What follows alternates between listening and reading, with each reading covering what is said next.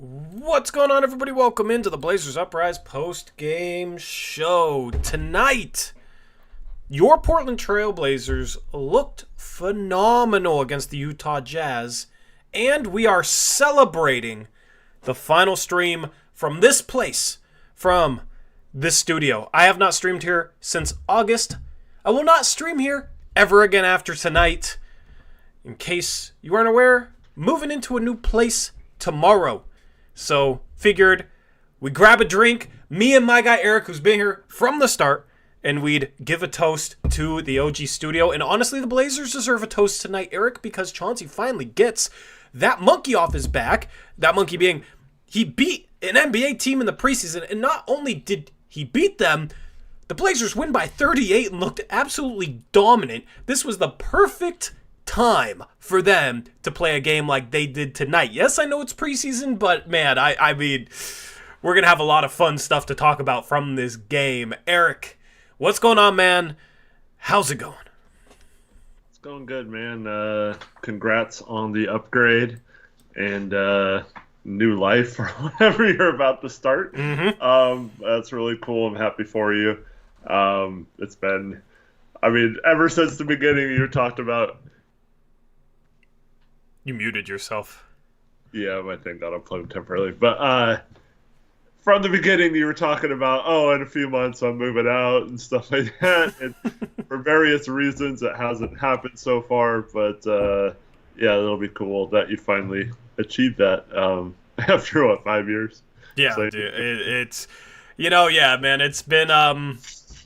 I was very optimistic when I started this channel, let's just say that, right? And it's been a grind, but man, we've had a ton of fun memories along the way. Chat, let me know what your favorite Blazers Uprise memory is so far from our post-game shows, our live streams in the offseason, whatever it may be. Let me know what your favorite Blazers Uprise moment is, because man, it's a little bittersweet, man. We've had a bunch of fun memories just like with me in this place, man, and I watch back a lot of like my favorite old time clips, and all of them come with like this sort of backdrop, right? And it's been different the past month and a half. I haven't streamed here from August, but it's gonna be different going forward. So it's it is a little bittersweet just because of all the memories that have taken place here. But it's a cause for celebration. I got a cup with like a penguin on it. And then I got my rosé, Eric. Drinking rosé tonight. And rosé all day. I don't know when the last time I popped a cork on a bottle was.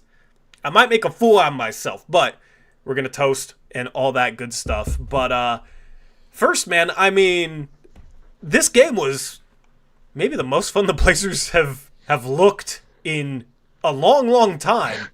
Broke it out at the perfect time for me. Ayton rests. Simons plays his first and only preseason game. But you have Donovan Clingan, 14 points, 20 boards, 4 blocks. He looked phenomenal. The Blazers' defense looked absolutely phenomenal. The Jazz, 35% from the field, 21% from 3, also turned over the ball 22 times. Tamani, Kamara, Denny Avdia, Jeremy Grant played some good defense in this game, and Donovan Clingan was the starting lineup next to Anthony Simons. Scoot Henderson comes off the bench, can't make a shot. But it didn't matter because Utah, their entire team could not make a shot, and the Blazers defense looked legitimate. And before this game, I was of the opinion that Scoot should start no matter what. You draft him 3rd overall, he should start with Ant. I will say this game kind of changed my mind a little bit, and I'll get into why. I'll get into what I thought of this team, but that starting lineup looked pretty damn good, and ultimately I think it's maybe the Blazers' responsibility just to see how good that lineup is. And listen, I'm not one to overreact to preseason, but I can't lie, I was very impressed tonight, not only with the defense, but also pushing the pace as well. Finally, they have a game where they just get out and run and run and run. So phenomenal game, great way to end the preseason. It's weird ending the preseason on a high note. Eric, what stood out to you the most? What really, what are your thoughts on this game? Because this was a fun one. There were two things that stood out the most to me, primarily our defense with that starting lineup.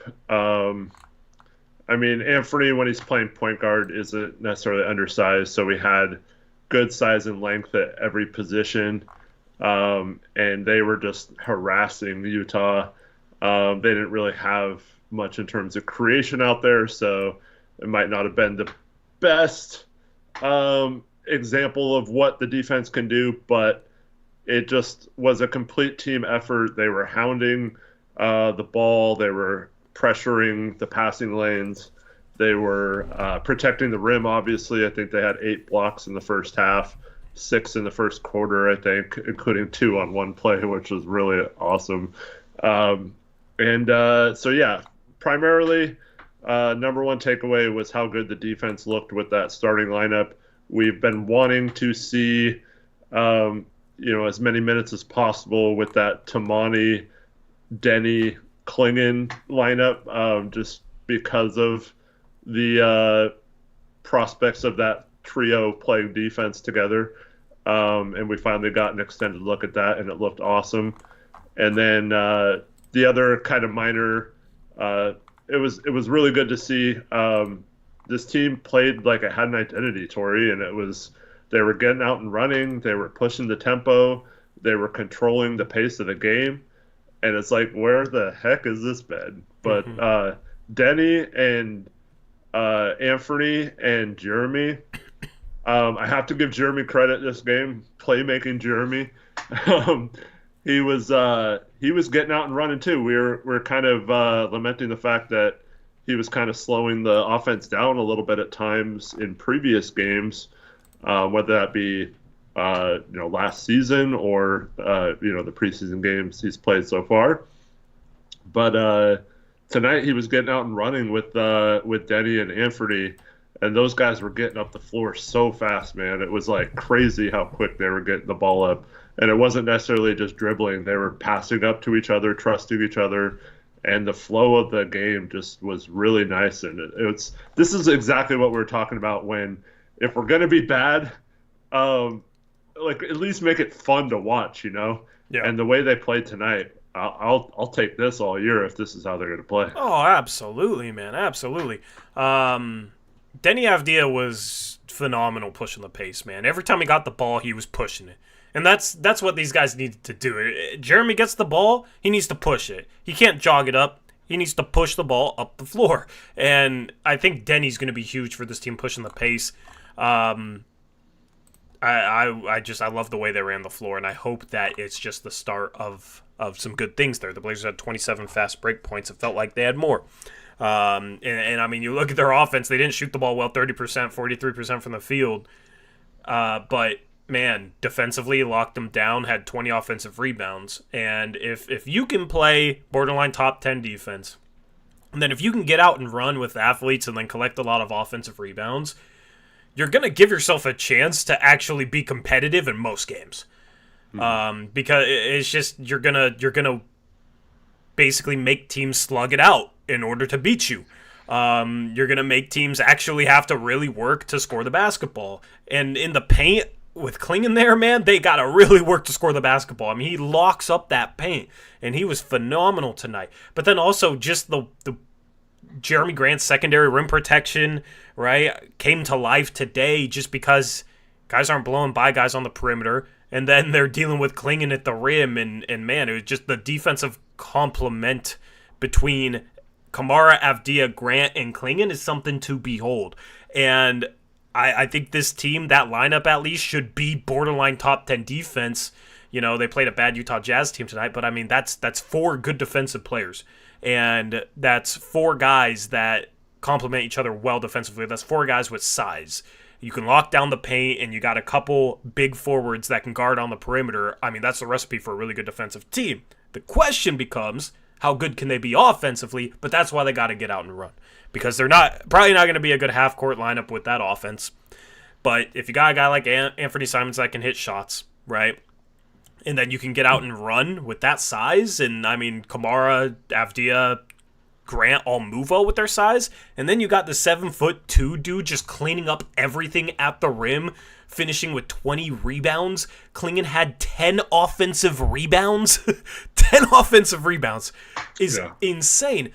Then, like, okay, yeah, maybe you're not shooting the best percentages, but at least, you know, you're getting out, getting easy shots in transition, and then in the half court, you got this dude that will clean up a bunch of the mess. I don't know, man. Like, that could be a team that could be sneaky. I don't want to get ahead of myself and say, oh, yeah, this team's going to make a play-in or anything, but I think that is the recipe. If you're out there hoping this team can make a play-in or at least be somewhat competitive this year, that is the recipe for them to be competitive. Yeah, absolutely. And there's one stat that you brought up several post-game shows, whether that be last year, all throughout last year, and in the preseason so far this year, and that's how many assists to made baskets we have. Yep. And 34 assists on 47 made baskets tonight. And that's going to win you a lot of games if you're moving the ball that well. Yep, absolutely. I'm ready. I'm ready to drink some of this rosé. By the way. All right, let's go. If you're, I gotta get this sparkly cover off this thing. Let's see if Tori is a complete amateur noob when it comes. I am a complete amateur noob, bro. I don't know what I'm doing. Like, I don't know. I literally don't know what this wire thing is, man. I don't be popping bottles like that. Okay, I am very mundane. But all right, let's see. I think we untwist this. This is a puzzle. By the way, if you're just tuning in, haven't been paying attention, and wondering what the hell is going on tonight, this is my final stream from this room, okay? I got the wire thing off, all right? We're accomplishing things here. My final stream from this room, I'm moving this weekend, so been streaming from this room for like 5 years now, and we're celebrating it with some bottles, so... Ooh, I heard that. I soaked myself. You been shaking that thing over there? What the No, dude, I just popped the cork. Well, I told you I was a noob, man. Well, okay, I need paper towels, and I need... Okay, well, luckily... what was I supposed to do different? That was like the Derek Jones hat toss, man. That was awesome. This is. Look at me right now. This is crazy. All right, I'll be back. Oh man. Tori's messing himself live on stream. Oh man. That was funny. Good thing I had the paper towels on standby. I might need a new chair. Such an amateur right there.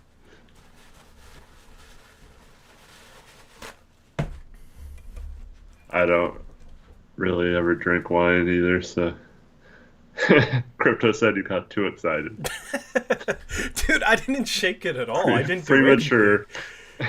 So okay, chat, what did I do wrong there, right? Give me your best critique, okay? You know, I critique these guys playing basketball, right? Give me your best critique on my bottle popping, because apparently it is very, very subpar. Very subpar. Rich says it happens. Oh, and Rich is from Hollywood, so if Rich says it happens, that makes me feel a lot better about myself. I think he means the other euphemism for that. I don't know, man. I'm just gonna pour one out. What do you have? Because you said you had something. I just grabbed whatever I found in the fridge. I have some Mike's Black Cherry. Ooh, Mike's pretty good. I rock with that. Yeah, mine is pretty good. I'm not gonna lie, the cork, I have no idea where it is. It definitely hit the ceiling. Yo, what if you would have just lost an eye live on stream there? That would be bad. Oh, it's right here. No, I was doing it away. Oh, okay. I was doing it away. You're really saving? I was just pushing it with my thumb. It's just I don't know. I should have got a cork opener, but that was worth it, I think. You need to line your room with garbage bags or something before you... I know, for real. Like a locker room after a playoff series. Mm-hmm. I don't think Tori is drunk yet. I haven't seen him. No, but I did forget to raise my glass with a toast to this place. Cheers. To another season of Blazers Uprise. Happy that the preseason is done. Really looking forward to getting a studio and actually a legit backdrop. Been planning this for years, so super excited. A toast. If you're at home, if you got a drink, shout out to you. Let me know what you're sipping on in the chat. I think people are a little thrown off because in your OG studio there, I've never seen it the way it looks right now, bright, and where you can actually tell what's going on. True. That's a... Okay, hold on. You need to dim the lights. I have this background lamp. It seems like it's a new place because... Yeah, there you go. I know, okay. That's better. All right, there. Is that better? Yeah, that's more like it used to be there. No, that's too dark. Yeah, it's too dark. Okay, what did I used to do? I don't know. Do you know what I used to do? Which is just really silly. I used to have like ESPN up and it's a white screen, so it would like illuminate me. What? I had some other... Oh, you know what? I used to have like, like one of the little lights on a wire, like a reading light. I used to like shine that off my wall.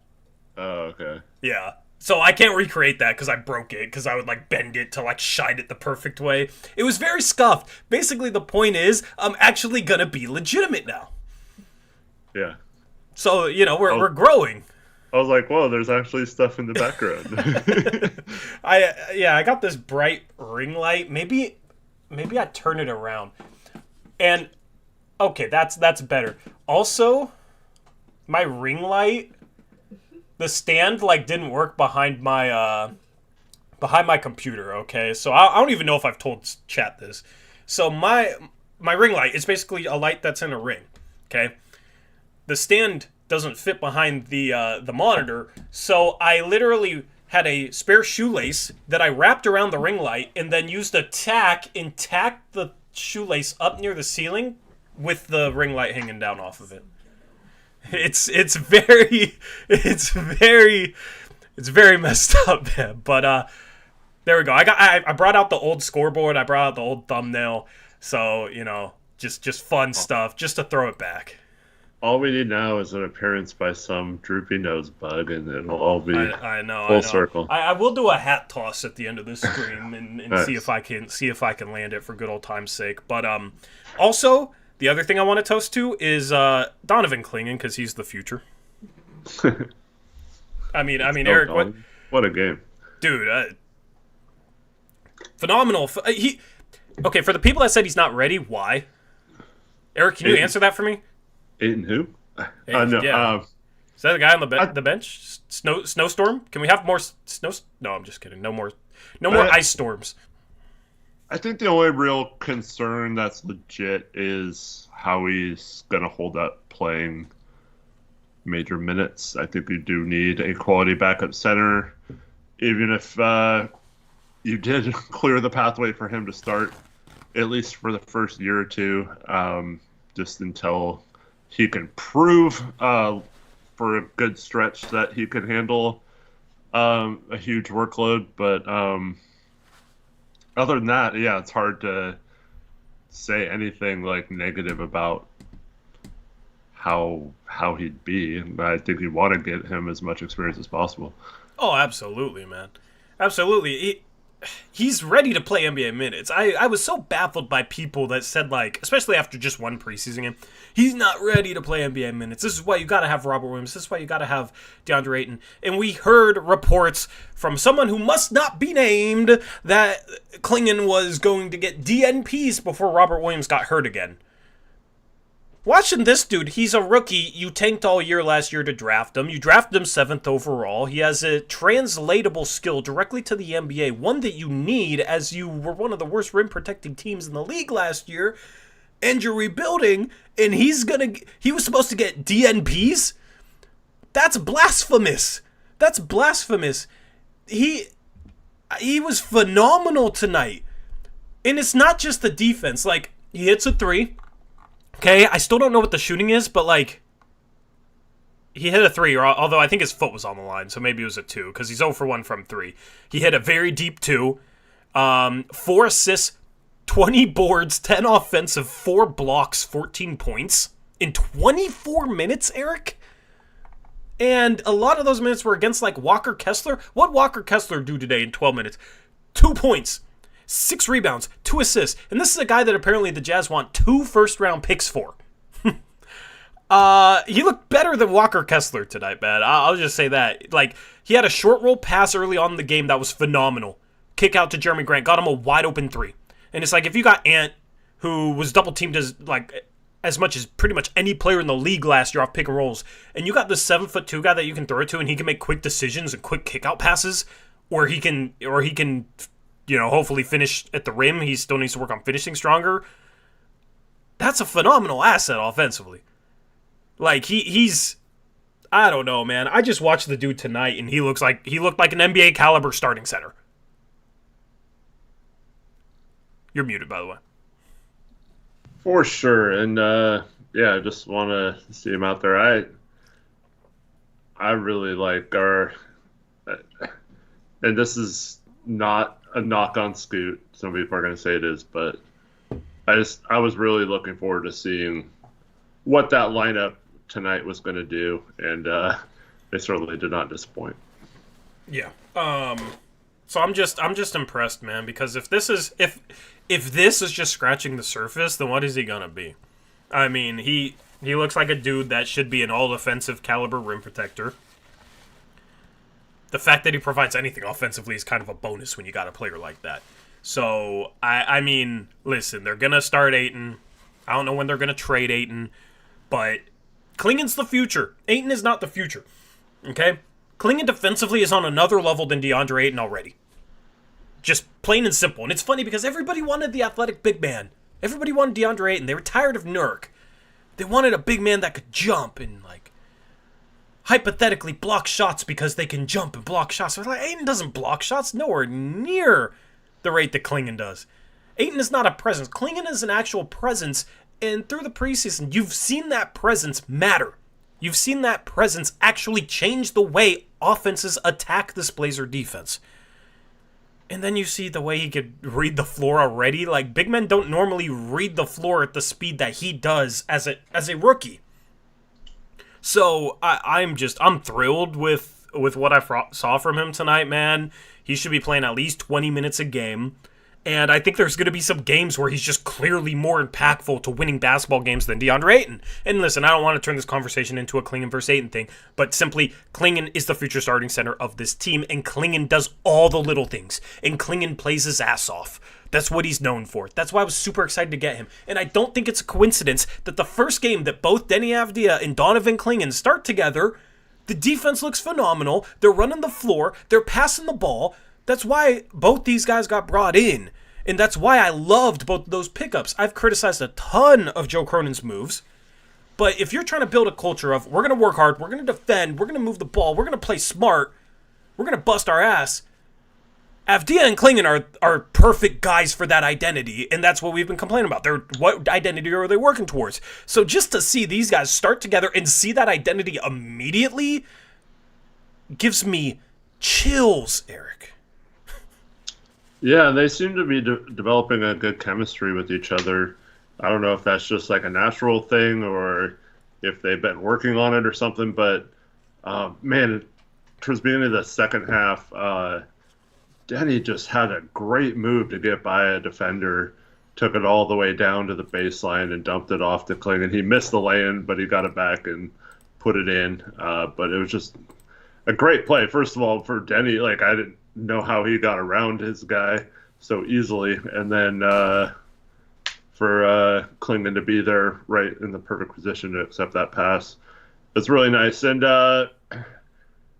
talked a lot since media day when Joe Cronin used the word clarity being one of the key words for this season.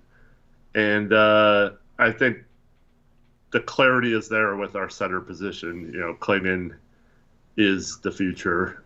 They wouldn't have invested that 7th pick in him if they didn't at least have hopes that he would be that. So unlike a lot of other positions on this team right now, I think it's very clear at some point in the relative near future. I almost think it should be the immediate future, but we know as long as Aiton's on the team, that's not going to happen. But in the very near future, Clingan needs to be that guy at the center position. Yeah, it's just ludicrous that it's just like, yeah, we're not going to play this guy. We're not going to give him NBA reps to develop because we're going to play Robert Williams and DeAndre Ayton in a rebuild. Like, it's just like, man, just commit to the youth movement because this was fun. And people have said, oh, if you trade Grant, if you trade Ayton, man, the team's going to be too bad. As if that's a thing, especially with a draft coming up like this, loaded draft. But it's like, oh, people aren't going to watch if you trade Grant, if you trade Ayton. Like, the team's going to be so bad, people won't care. Dude, people will watch a bad team if they have fun moments and they play hard and they get out and run. And, yes, it helped that this team won by 40 tonight. But if this team played like they did tonight and lost, I would enjoy that. I think a lot of people would enjoy that. And it's just that's embrace the rebuild and embrace actually acquiring guys and building towards a style of play that not only will help you win games, but also is fun to watch.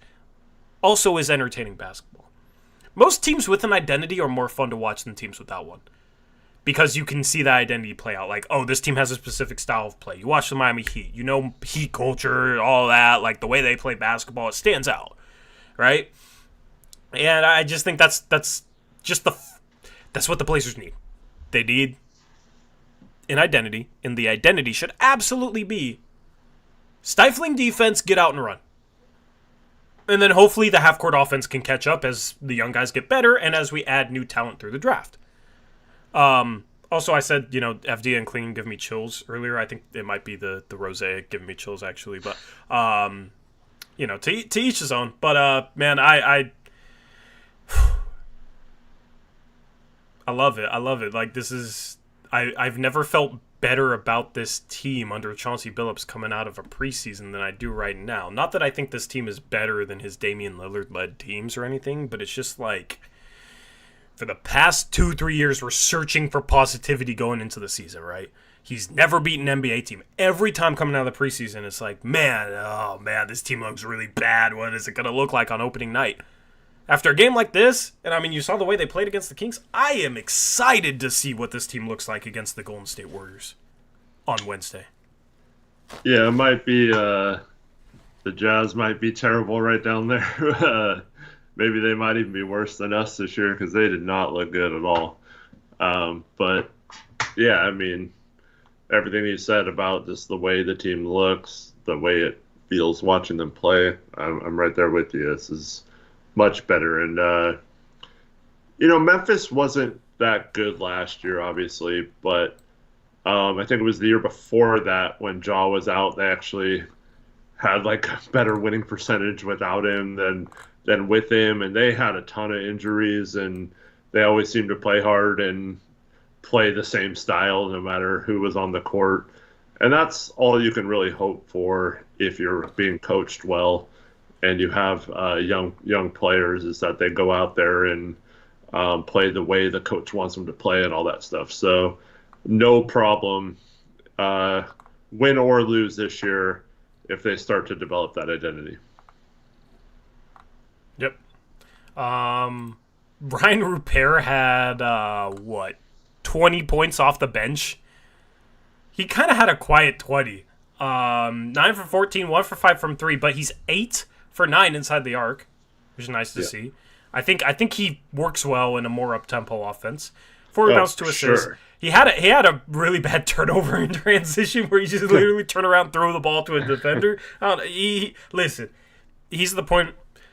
He's going to have bad turnovers. He's going to have bad passes. Like, he had some bad turnovers last game, but it's nice to see him come out and have a 20-point game in preseason in 23 minutes.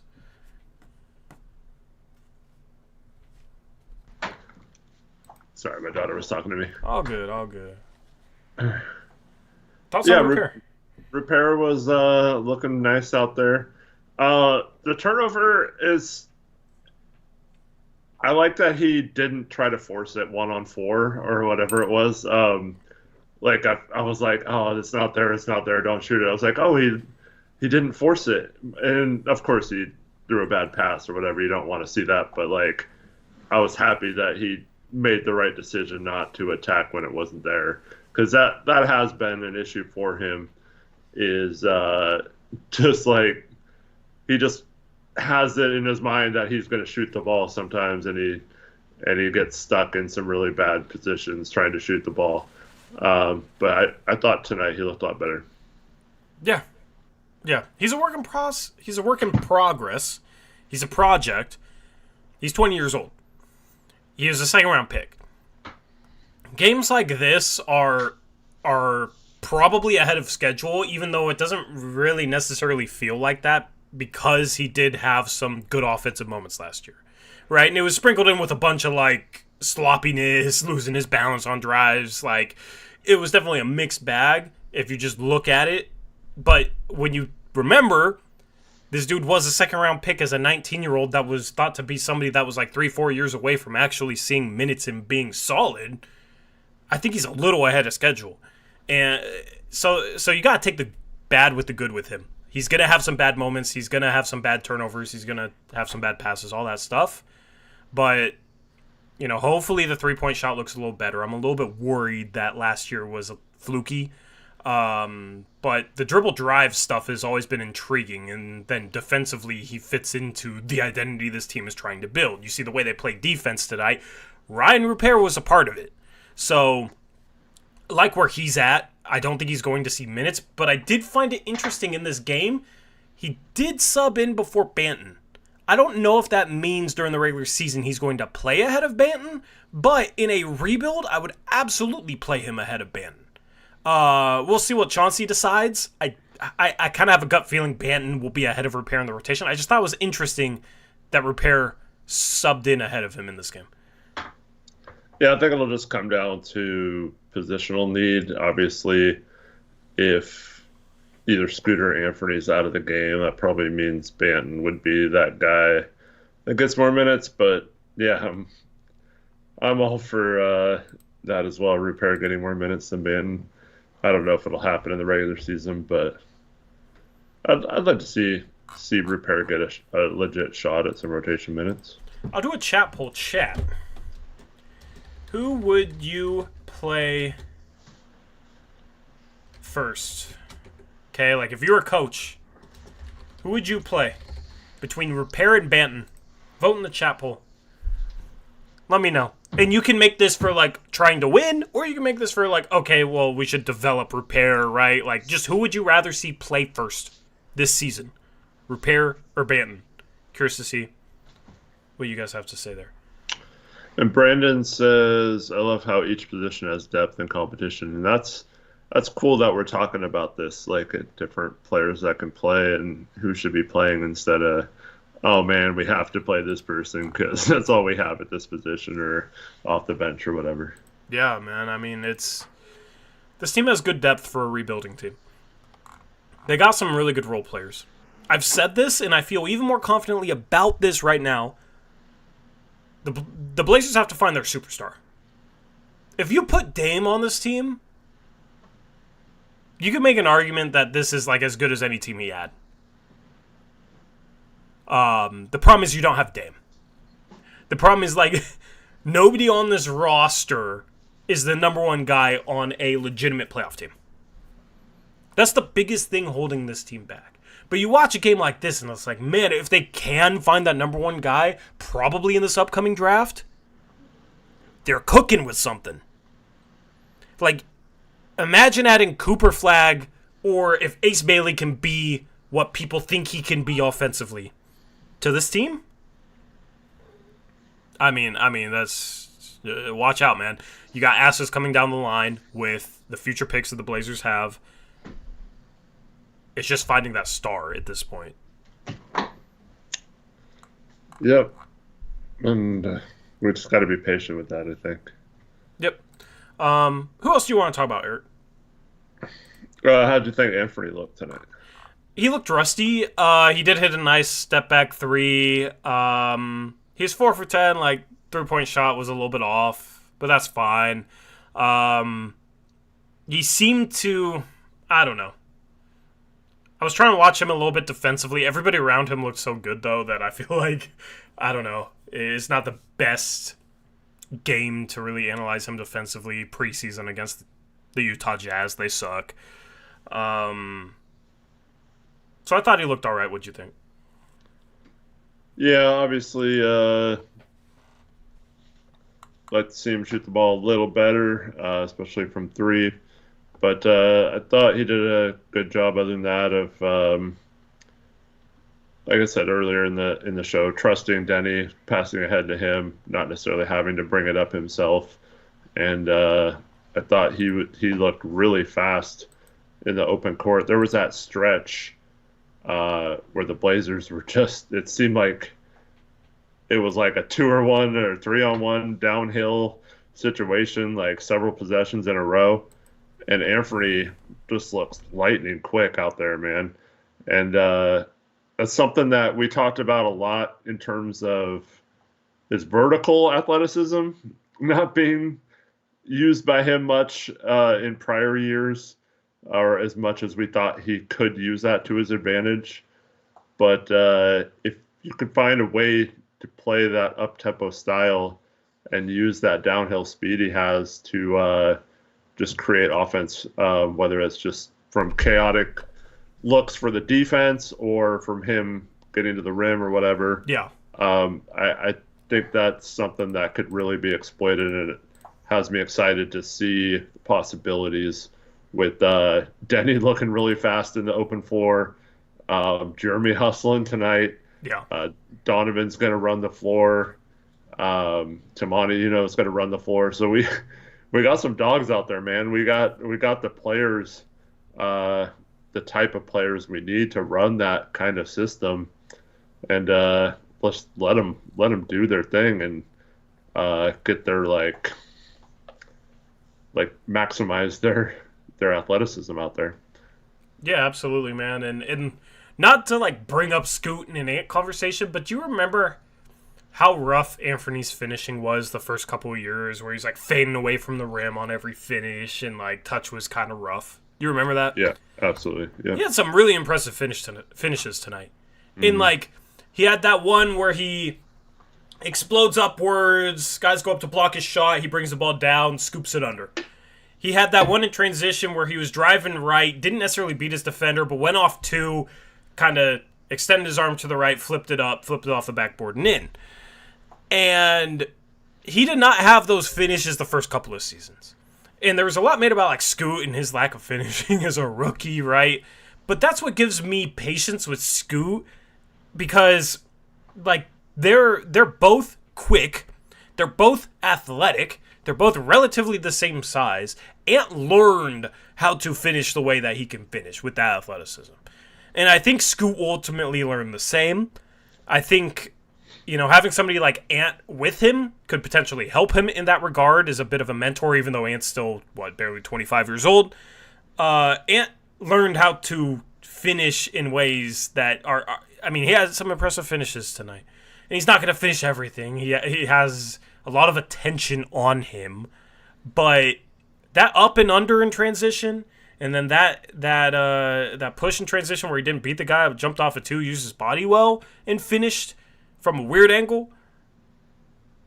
If Scoot can learn how to do that, Scoot will be a really good player. So, I don't want to get ahead of ourselves and start talking about Scoot, but that's just where it's like, man, like guards in the NBA have to learn how to finish in ways that they didn't have to finish before getting to the NBA, because before, guys like Ant, guys like Scoot, they could just use their quickness and athleticism to terrorize everybody in high school, or even in the G League Ignite for Scoot. Yeah. You get to the NBA, you're dealing with the best athletes in the world, and you're dealing with 7-footers.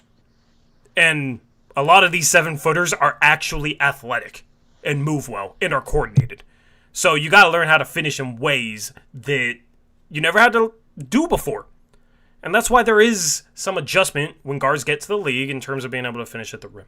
Some guys are able to figure it out, but like, who do you point to with guards that were good coming into the league? You look at like Luka Doncic, okay, he's 6'7".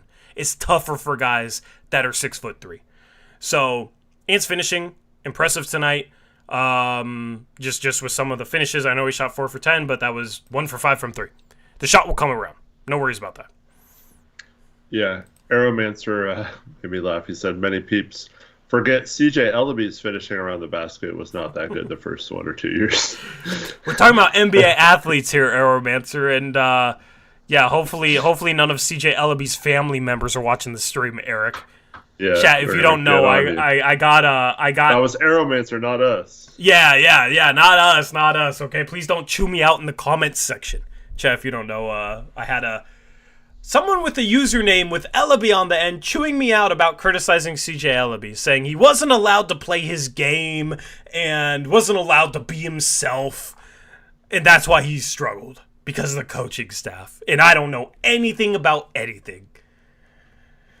I'm not gonna turn this into CJ Ellaby hate, but that's just one of the moments that was extremely funny, just to get ranted at by a family member, man. I mean, yeah, CJ Ellaby, hopefully he's good wherever he's playing right now, because I don't know where he's playing.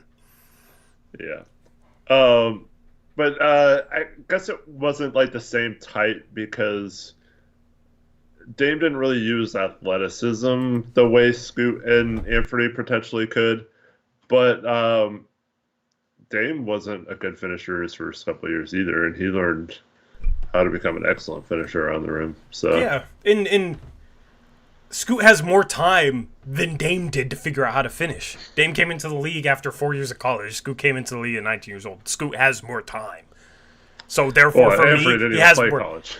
yeah. I mean, but like Anthony had time to figure it out too, and look at him now. He's barely 25, and he's very, very skilled offensively. And he's coming off a 22 point per game, 5.5 assists per game season, where he's given a ton of defensive attention and was still efficient on a tough shot diet. Like, that's where it's like the patience for Scoot comes in. And I guess we'll segue this into Scoot.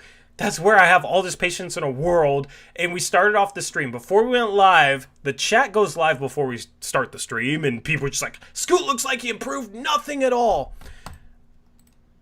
between this time last year and now. I don't see how anybody can have that take, Eric. Because he was 2 for 13 today. Awful efficiency, right? He was 0 for 5 from 3 and 0 for 2 on long twos. Okay? His jumper is not falling right now. Now, I will say that's not completely, like, unworrisome. Like, I am slightly worried. Like, man, his jumper is just not going in. Especially mid-range shots. I don't know if he's made a mid-range shot all preseason. And that was his bread and butter in the G League. And he made mid-range shots last year. But, his mid-range is just completely off right now. But listen, when you're trying to improve your shot and you're messing around with your form, sometimes you lose the rhythm for certain shots. And it seems like Scoot has lost the rhythm for his mid-range shot. And then he's 0 for 5 from 3. And his form doesn't look bad, and he's not missing terribly. This time last year, he was airballing a ton of threes. He was bricking a ton of threes. Like, all his misses are relatively close. So I'm not going to worry about him missing jumpers. At all. He played under control. The last 3 games, he has 15 assists and 2 turnovers. That would not have happened this time last year. I feel like it's just people worrying about whether he can make or miss shots in regards to has he improved or not. But 3 games where he has 15 assists and 2 turnovers, that would have been impossible for him last year, no matter who he was playing against. Because he would have dribbled something off his foot, he would have dribbled something in front of the defender, and it would have been the easiest steal of that defender's life. Scoot will hopefully shoot better, and his numbers will hopefully look better because of it. His floor game is improving. He still draws a ton of attention. In a game like this, he probably should not have shot 13 times. Okay? If he had better shooting around him, maybe he'd kick out more. But, I mean, he draws a ton of attention. And that's the funny thing, is like he's so inefficient, but yet when he drives the lane, you still have guys that are reacting strongly to that. He needs to kick the ball out a little bit more. He needs to force a little bit less. That shot that was a wedgie at the rim, he forced that shot. He needs to move the ball along. And that's where it's like, okay, he's trying to assert himself as like that guy, and people thought he was going to be that guy coming into the league, and he has that confidence. But that's just where it's like, okay, you got to be patient, okay? He's 20. He's trying to assert himself as a scorer. It's not really working, and his jumper's not falling. But in terms of his floor game, in terms of playing more under control, just in terms of with his dribble, his ball handling sharper, hasn't really turned over the ball the last 3 games, has 15 assists. That part has improved. So I just don't understand how people can come in here and just be like, yeah, he doesn't look any better. Because that part of his game, I think, has definitely improved in the past year. Yeah. At the same time, I also don't understand this. Eric in chat says Scoot is doing great. It's not great either. He's a mixed bag. Yeah. He's a mixed bag. I don't know how anyone could say Yeah. it. Yeah. Yeah. So I can't agree that I'm not concerned at all. The three preseason games against NBA teams, Rich sent me the numbers: 11 for 42 from the field, 2 for 14 from three. Obviously, those are both pretty bad. And his jumper's not falling. Yeah. But I mean, we have a much larger sample of him shooting almost 35% last year after the first 5 games. Yeah, we do. But, it's just 3 games, so can't really make any conclusions, good or bad, from it. Do you remember when, Dame had, there was one year Dame had a really bad opening night, and there was a bunch of people like, oh no, Dame's washed. He'll never be the same again. Yeah. Early in the season, people love to overreact to stuff because it's like you don't have a 25-game sample where if Scoot's shooting 40% from 3 over the first 25 games, then if he has a bad 3-game shooting stretch, he's still shooting 37%. So it's like, oh, he's still fine. Early in the year, in October is overreaction month. Yeah, I agree with that. I just can't say I'm not concerned about it. That's going to be a primary concern until he proves for multiple seasons that he can shoot efficiently. So, yeah, a little worrisome, but I mean, like I said, it's 3 preseason games, so one bad game and you can throw off all your numbers for that. Yeah, absolutely. So it's like he's going into his second year. He's going to be 20 years old, 21 years old. We have an 82-game sample awaiting us. Maybe he gets injured. He probably won't play all 82 games. But, we have this huge sample that is right in front of us that we just have to wait for. Why? Why are we, why are some people panicking after preseason games? I don't get it. I don't think it's panic for me. I saw the lineup that started the game and or both halves and how well that unit just kicked butt tonight, and it didn't say it's nothing to do with Scoot. It's just I really enjoyed watching that specific lineup play. Oh, absolutely. Not that Scoot came in and did poorly or anything. It's just I just really was excited to see what that other lineup did tonight. Yeah, I mean, I just don't think that should worry you that Scoot doesn't look as good as that lineup, because that lineup looked phenomenal. If anything, it should be a good thing. If anything, that should be exciting, because that lineup looked freaking great. And I said on a previous stream, that I think the best lineup might be Ant, Kamara, Avdia, Grant, Ayton. Part of me kind of thinks the best lineup might be Ant, Kamara, Avdia, Grant, and Clingan. Mm-hmm. Right? I even said, okay, that might be the best lineup. You should still start Scoot. Eric, this...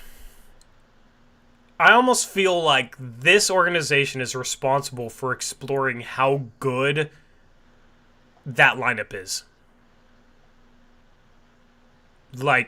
How many games can this team win early in the season if they start Simons, Kamara, Avdia, Grant, and ultimately Ayton? If healthy, can we start with that lineup and be 5-7? Because that would be a good thing, right? Could we be 6-6? I wouldn't be shocked by that. Could, yeah. And if we're sitting here 6-6, 12 games in the season, for teams trying to contend, that's terrible, right? But for us, it's if we can play 500 ball against a tough early season schedule with that lineup, I think that kind of proves that they're on to something. So it's almost the Blazers' responsibility to seek that out.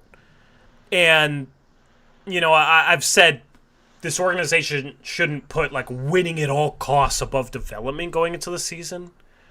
But at the same time, that starting lineup has a 25-year-old Anthony Simons, a 23-year-old Denny Avdia, a 23, 24-year-old Toumani Camara, Grant and Ayton. You can substitute Clingan in for Ayton. Clingan looked phenomenal with that group. So that's a 20-year-old Donovan Clingan. Like, that type of lineup, you should absolutely just see how good that lineup is. And you should still play Scoot a ton of minutes if he's coming off the bench to start the season. He should still play a ton of developmental minutes. But ultimately, in Scoot's minutes, you'll be able to see, like, those lineups, how do they perform against the other lineup? Because that Kamara, Avdia, Grant, Ayton, Simons lineup, that lineup is going to be playing against starters. And you'll be able to have a data point comparing that specific lineup against other team starters and seeing where that lineup's at. So, I've completely changed my mind. From literally earlier today, I said that I think they should start Scoot and Simons in the backcourt and bring Kamara off the bench. Completely changed my mind. And it's crazy because I feel like, okay, maybe I'm overreacting to one preseason game, but just with the way, the eye test, the way they look tonight, they got to seek that out. Yeah. And, try not to get too over-amped about one game, too. But, I think you keep playing that lineup until they show they can't handle it, right? Like, maybe if they start to struggle and things aren't going well, you reevaluate whether you should go more towards the developmental side. But if that lineup, I mean, like you said, they're all young. They're all going to potentially be here long-term, short of Jeremy and maybe Anthony. So you might as well try to see what you have if you keep all those guys. I also think we match up well with a lot of teams early in the schedule. So Golden State's starting shooting guard, I haven't been paying attention to them this preseason. Who's their starting shooting guard? Because obviously they don't have Clay. Well, they have Buddy Hield and Pods, so I'm assuming one of those two would be their starting shooting guard. I mean, you literally put Simons on Buddy Hield or Pods, and you put Avdia or Kamara on Steph, and then any screen without the center, you switch it. And that's how you handle him running freaking circles because he wants to run a marathon off ball every game. That's how you deal with him running off a million screens all game. Because in the past, game 1 of the Western Conference Finals in 2019, what did we do? We dropped the big, and he's flying off screens for wide open threes. And that team, man, like, if Kuminga is like a very physical player, Avdia, I think, can handle that matchup defensively. Or Kamara, I think, can handle that matchup defensively because they have enough size to handle the physical nature of the way Kuminga plays offense. Because Kuminga's not the greatest shooter. He likes to slash. He likes to drive.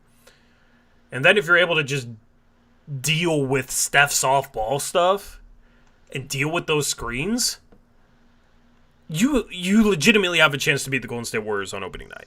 Like, I like the way that lineup matches up with the Golden State Warriors. Then the Blazers, well, do you want to give your thoughts on that? Do you agree with that? Yeah, you can keep going. Yeah, and then the Blazers play 2 straight games against New Orleans Pelicans. Okay, you got Zion, you got Brandon Ingram. Zion's super physical interior. That's why I like adding a guy like Avdia and a guy like Clingan. Zion plays around the rim. Avdia can handle physicality. He's strong enough to deal with a guy like Zion. If you have somebody like Clingan behind that, you're not going to completely shut down Zion because, like, no team is going to completely shut down Zion. But, like, you're able to neutralize him a bit and probably neutralize him enough. You got Ingram. Kamara is the type of defender you would want guarding a Brandon Ingram. Okay? I think the Blazers match up well with that lineup. It's just like, okay, whoever like can handle whoever he's matched up against because he's going to be against CJ McCollum or DeJounte Murray. And then the 4th game of the year, the Blazers play the Kings. They just whooped the Kings in the preseason. Then they play the Los Angeles Clippers, who will be without Kawhi Leonard. And don't have Paul George anymore. I mean, man, the rosé's getting to me, but I don't know, man. like I think the Blazers can be competitive in all those games if they play like they did tonight. I don't know, man. Tori's going to say playoffs and. Yeah, shoot. One more drink and I might say 1 seed by the end of this stream. But like, do you get what I'm saying with this lineup, man? Like, it's intriguing to me. Yeah. Yeah. Well, you mentioned earlier how they still need the star, which is true. But we've seen teams, at least in the regular season. Playoffs, is a different story, but I mean, I don't think we have to answer that question yet. But we've seen teams that are just good collections and, good fit-wise, where the pieces fit better than the individuals or whatever. And you've seen those teams do well in the regular season. So I kind of get your point. I'm kind of worried, too. It's one of those things where we've done the past few years where the Blazers win a game or a couple games and it's like, feels like they're on the right track and then like the wheels fall off and then it's all doom and gloom for a while. We've never won games in preseason. What do you mean? No, I'm just saying like actual games, like regular season games. We've done this to where it's like, oh, the next 5, we can win 4 out of the next 5 and see 500 but you know what the difference is? You know what the difference is? We don't have players with the makeup that we need in order to actually consistently play defense. We don't got guys that'll consistently bust their ass on defense. Kamara, all throughout last year, busted his ass on defense, even if other guys were slacking off next to him. Okay, Avdia's that guy, Clingan's that guy. You have more players that will consistently give it on the defensive end. I said it earlier when I was sober. I said it earlier this preseason. This team should not be below average defensively. This team should be at least average defensively. Yeah. I mean, the only thing, like, if the Blazers start off bad, the thing that will cause it is their offense, and specifically their half-court offense. That will be the reason. But I don't know, man. I think the Blazers will have an above 500 record at the end of October. They play 5 games in October. I don't know. Drunk, hot take, at least 3-2. Next 5, 3-2 for Tori. Wow. Okay. That would certainly make our first few post-game shows fun, right? I'm ready, man. I'm ready. Yeah. But, okay, so you're christening your new place with good streams. That'd be awesome. I'll just say I am like the happiest, most positive guy when I drink. Okay, I don't know what it is. Okay, luckily I don't have a drinking problem. Yeah. I'm not one of those guys. I don't want to fight. Like I feel like, what do they say? Like alcohol brings out the real you or something like that. I don't know. Secretly, I'm a positive guy. Believe it or not, is what I'm gonna say. No, this is negative positivity. I don't know, man. I don't know. I like the way that lineup matches up with those teams. Yeah. Okay, so my question for you is, what would be the toughest matchup for that lineup? What type of opposing lineup would be tough for that 5-man group? Well, that's a tough question because I don't think it's necessarily for that 5-man group. I think it's a team that has a good bench. So when our bench comes in, if we have our players that are all playing well in the starting lineup and our bench isn't quite as good to keep it going. I mean, they were tonight, but Utah isn't the deepest team either. So I think a team that knows how to run the floor like the Pacers. Yeah, because we haven't seen Utah didn't really push the pace much tonight, so we haven't seen our transition defense. It's looked terrible in other games this preseason. I really think it will all boil down to playing a good pick and roll team with a dynamic ball handler, and because there were a couple times tonight where Clingan was playing drop and it looked a little clunky, it ended up working out because someone had a good closeout or something like that. With Tamani and Denny, we have some length on the wings, especially if one of those guys is playing the two. So we can really attack those closeouts, and you can attack them a little harder when you have Clingan back there. But there were some times in this game where I was thinking against a better, more dynamic ball handler, playmaker type, that mid-range area was wide open, middle of the paint, because Donovan was basically back at the rim, and the guy getting screened was completely taken out of the play. So I think maybe teams that know how to exploit our poor screen navigation and drop coverage, and hopefully with good coaching, that's another thing I'm not confident about is the coaching of those five guys. But hopefully with good coaching, you can adjust and tweak it, because I feel like the five we had on the floor that we're talking about could play different styles and mix up their coverages a little bit. It doesn't have to just be one particular scheme. So I guess the thing that worries me is like, okay, if they're not able to get a bunch of stops and force a bunch of turnovers, are they able to run the court? Like, they're gonna give up some buckets then defensively. Then are they just stuck playing in the half court on offense and can't score? Like that is the recipe for a team that really struggles. Yeah. Yep.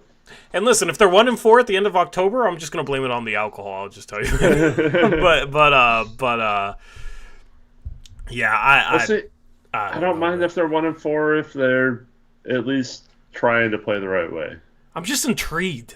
If they're slowing the ball down and they get lazy on defense and are playing the stupid zone most of the time and it's getting exploited, then I'm gonna be pissed. But yeah. I'm just intrigued. This game makes me so intrigued. Yeah. Because after first preseason game, it's like, oh man, Chauncey preaching all this, he's gonna run. Then they just sit in the half court against the freaking Clippers. The Clippers without Kawhi? All right, man. Okay. But they made progress in the preseason, I guess. So the fact that they made progress, right? And that's all we ask for is okay, if you're going to preach an identity, it doesn't matter how good your team is. You should be able to progress towards that identity, right? Obviously, a better team is going to look better at the end. But if you have a worse team, you're starting from a lower point. You should still build towards that. I don't know the answer to this. I'm not trying to fish. It's going to seem like I am fishing for a specific answer here. But do you think Anthony had a big impact on that, or do you think it was just on the pace?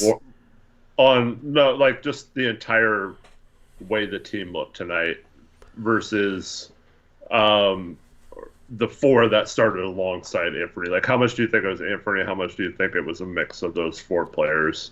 Beside him playing well. I don't think Anthony really contributed to that at all.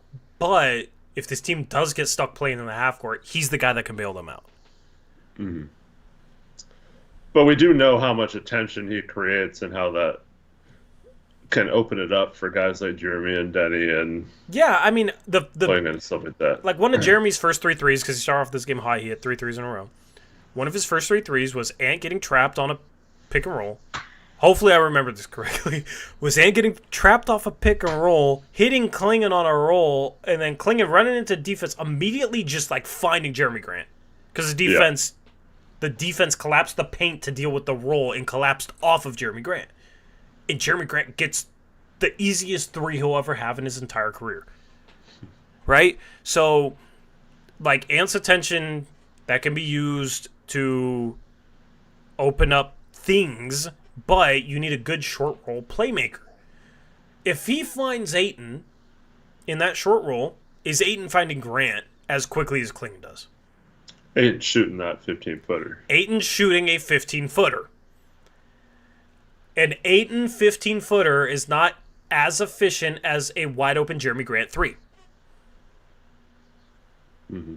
So, I would rather have Clingan in there who will make that pass than Ayton in there that will shoot that mid-range. In that specific scenario. Right? Yeah. Because, I mean, we've talked about this going back to the decade Dame played here. When you have a guy who gets that attention, it should create, 3-on-2, 4-on-3 type advantages. And you need someone that's able to attack that. And for the longest time, we'd get a pass.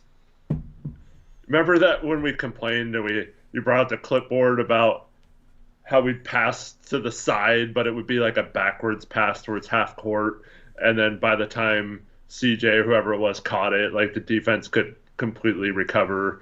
And we never created any sort of advantage out of that situation where Dame got double teamed. But now you have a massive 7'2" guy who can see the floor and pass out of that situation. Man, that just opens up a lot of possibilities when you combine that with a guy like Anthony that attracts the attention, and you get the ball to Donovan and he sees the floor in a 4-on-3 situation where someone like Jeremy's wide open in the corner and he just instantly spots him and gets him the ball quickly. I mean, that type of thing, it seems like so simple, but like that's how you destroy teams and make them pay for double teaming or paying Anthony attention. And eventually they're going to have to stop double teaming or paying him so much attention. And that's when I think then he'll be freed up to take over games. So I just think that the lineup mix tonight was like something that could really be special in the future. Yep. I gotta go for a second. Just do your thing. Entertain chat. Do you before Aeromancer had a donation for you? Do you want to read it off real quick? Yeah, I'll read his donation first. Yeah, it's been lingering there. Sorry, Arrow. I appreciate you, bro. Oh, and Spock's member message, man. What am I doing, man? Listen, it's Eric. We got to make this a point of emphasis for us. We got to read these off quicker. Okay. Shout out to Smog member for 45 months. Says Denny Zilla times Kling Klong, the new Empire. I love the combination of those two players. Thank you, Smog, for being a channel member. And shout out to Aeromancer, $20 donation, says, congrats on getting your own place, Tori. Here's a housewarming present. Get yourself something nice like a heated towel rack or a live, laugh, love sign. I don't think my girlfriend wants a live, laugh, love sign. I don't think she likes those signs. You can paint one. I don't know. Maybe we'll get a... You know what? I always see those signs in stores when I'm with her and just like make jokes and make up sayings that just sound absurd to put on those signs and say we should just get those signs instead. So appreciate the housewarming present. Thank you, Aeromancer. Appreciate you as always. But yeah, it's exciting stuff, man. I'm super excited for tomorrow. Anyway, Tori, you still in the couve? Yeah, still in the couve. But yeah. Anyway, I gotta run for a minute. I'll be back. Appreciate Eric. Do your thing, man. Do your thing. Well, Tori's gone. I just want to take a second. We just passed 11K subscribers, so I want to say thank you so much to all 11,000 of you, especially those of you who are active in streams and all the time. That's awesome, man. Thank you so much. K-Stack was in here earlier, said go Blazers. I just subbed. Thanks for joining. But yeah, it's really cool. And obviously this community has been awesome and it's a lot of fun. And so I just want to say I appreciate all of you for being a part of it. And yeah, so hopefully we have a fun season. It's been tough because Tori invited me to help him out or be on shows right after the 2019 Western Conference Finals run.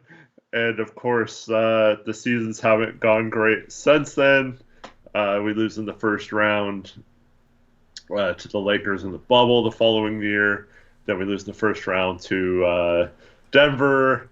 We had the fun offseason of Stotts getting fired and all that stuff, but since then, obviously, the Chauncey era has not been good, and then we went through, the down times of trading Dame and all that kind of stuff.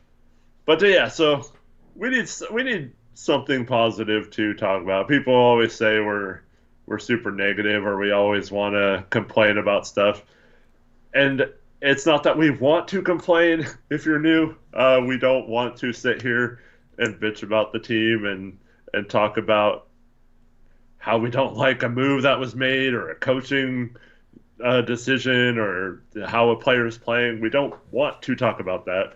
We want to talk about this team being awesome and going on a playoff run and eventually winning a championship. So that's what we want to be talking about. But, we keep it real with you guys. We're not going to sugarcoat stuff just so we can maybe get access to something or whatever. We're gonna tell you how we feel as Blazer fans. And honestly, the last 5 years, there hasn't been a ton to be super excited about. So I really appreciate all of you that have stuck with us through all those times.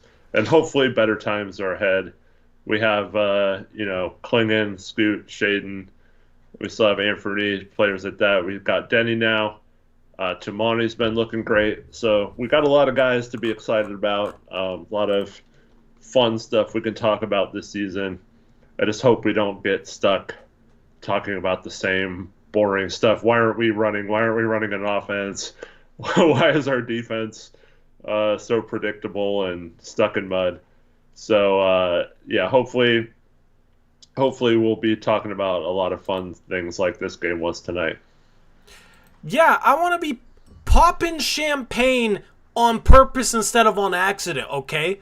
I don't I don't want to accidentally spill it all over myself. I want it to actually mean something, as in we won a playoff series. Because, I've always said, we win a big playoff series, I will get the freaking plastic wrap they put in MLB locker rooms, and I'll put it all over my studio, and I will actually legitimately pop one of these things.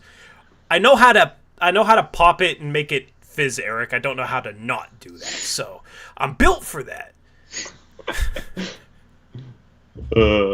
That's funny. But, yeah, man. John Mullis says, Tori finally dating feel like there's been a mellowing. You feel like I'm mellow now?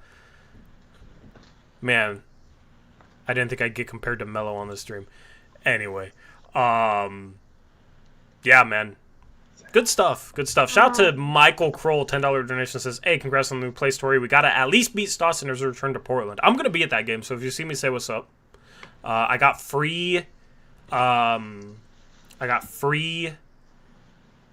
100 level tickets. So. For what game?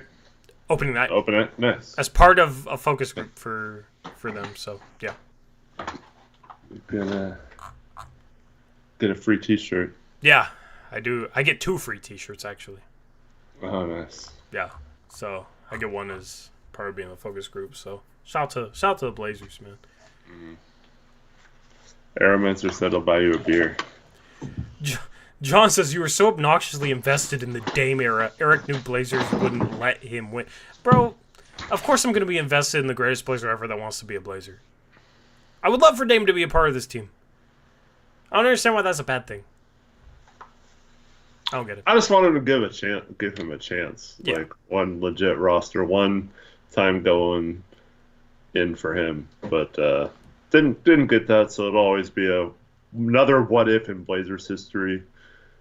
What if Arvydas Sabonis came earlier? Yeah. What if Bill Walton never got hurt? What if Brandon Roy never got hurt? What if we would have taken Kevin Durant over Greg Oden or Michael Jordan over Sam Bowie? Yeah. Add it to the freaking list, right, Tori? Hopefully we get done with adding to that list and we can actually talk about a team that wins championships, man. That's what this is all about. And as Eric was saying earlier, we're hard on the team with stuff that we don't think is right because we want to actually get there. We want to actually talk about freaking, listen, I'm a Curse Sports fan, man. I'm a Gonzaga fan. They've lost 2 championships. I'm a Niners fan. They lost 3 Super Bowls in my lifetime, including one last year And I'm a Washington Huskies fan. They lost the championship last year. And my fantasy football team can't even win a freaking championship. So it's just like, man, I just want to know that feeling. And I would love for it to be this team. I'm a bigger Blazer fan than any other team covering the team. Imagine having these types of streams after winning a playoff series, man. Like, I'll stream for 6-7 hours if you guys show up for that. Like, that's... This channel comes from a place of love for the team. Don't get confused because it's like, oh, we don't like this move, we're criticizing the team, we're not Blazer fans, or we're, you know what I mean? It all comes from a place of we want this team to do well. And listen, sometimes our criticism is wrong, like that's gonna happen, but ultimately, man, since we started the channel, it's been down. The trend has just been downhill. I think we're going uphill. Okay, I think we're going uphill now. And we're at the bottom of that hill, but at least we're going uphill.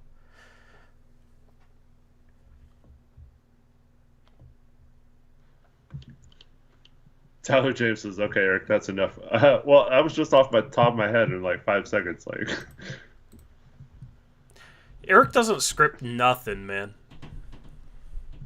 It's been nothing but pain as Blazer fans in my lifetime.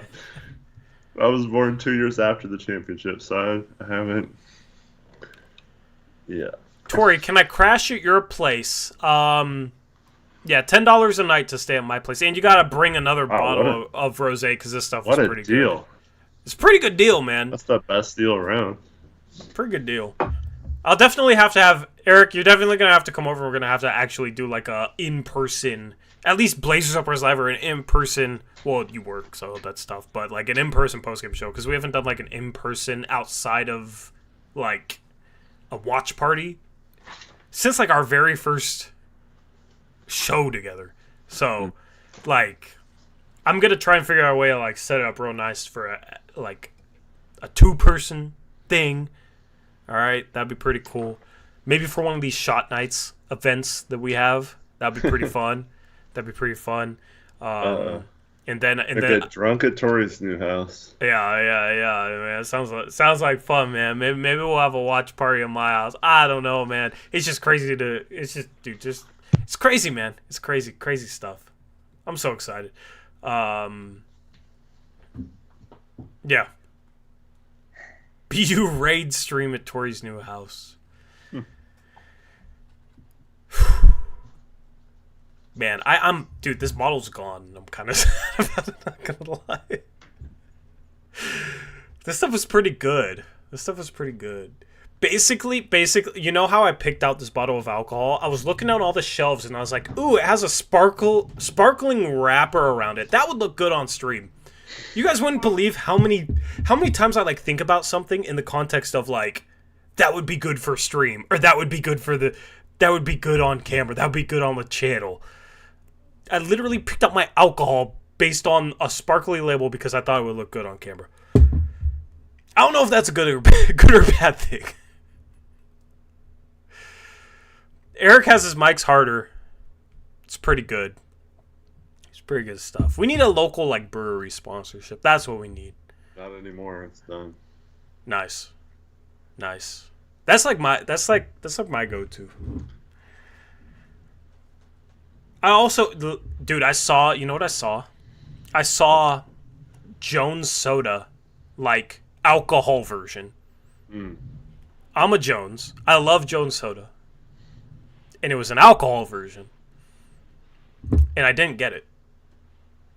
But I have to try it. So, my first shot night. No, the shot night has to be something legitimate, though. It can't be something like that. Like, I gotta get at least has to be Fireball. Yeah. At least has to be Fireball. Man, I should have changed this shirt. I'm still soaked. Oh, it's more fun that way. I know. Like when it happened, I was like, oh shoot. but I don't know. It was funny, man. It was funny. I tried the you know what Doritos is? No. It's like Mexican soda. Yeah. But they have Doritos hard alcohol now. So I tried like the orange soda one. It was pretty good.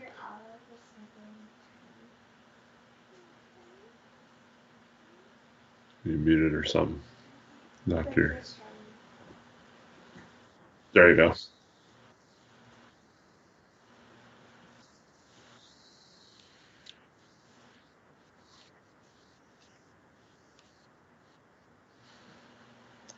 I can't with the like.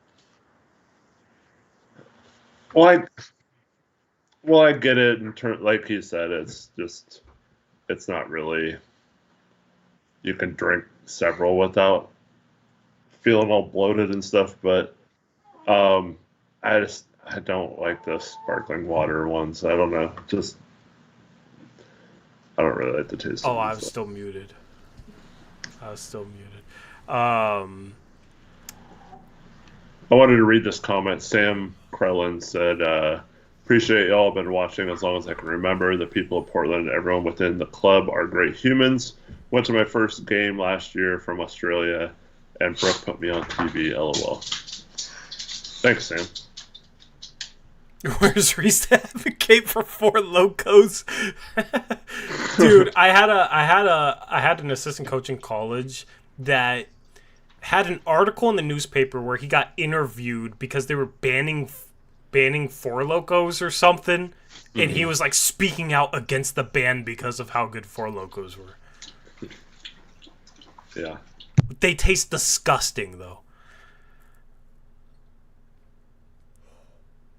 They taste I don't get the hype with Four Locos.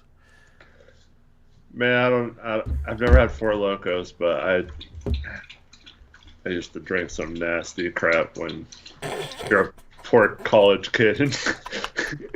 Dude, I mean, it's a legitimate excuse, man. You're broke, you're in college, like you're gonna drink whatever. You get what you can get your hands on. Yeah. It can be, you can show up to a party and it can be mixed in a pot and look brown, and you're gonna drink it. Yep.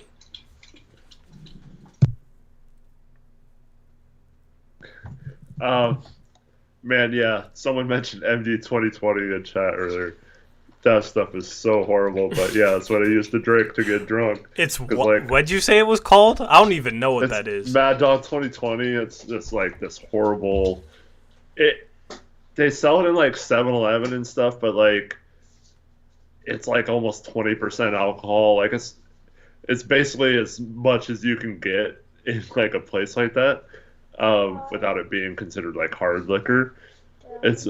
But it was like so gross. Like I used to have to get like soda and just chase it down with, like it was hard liquor, man. It's so bad.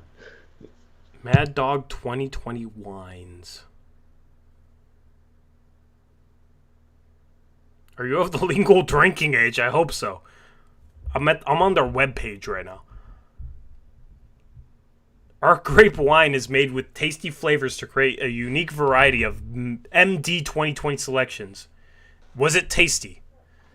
Are they lying? Who said that? Their website.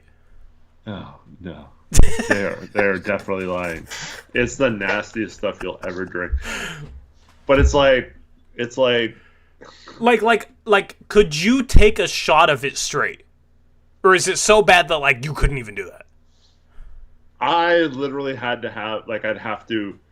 It's like $4 for a bottle of it, and so it would get you messed up. But like, I had to buy a soda every time with it, and literally chug the soda after each sip I had of that. Tori about to DoorDash him a bottle. Yeah, dude, you should try it. I'm gonna look.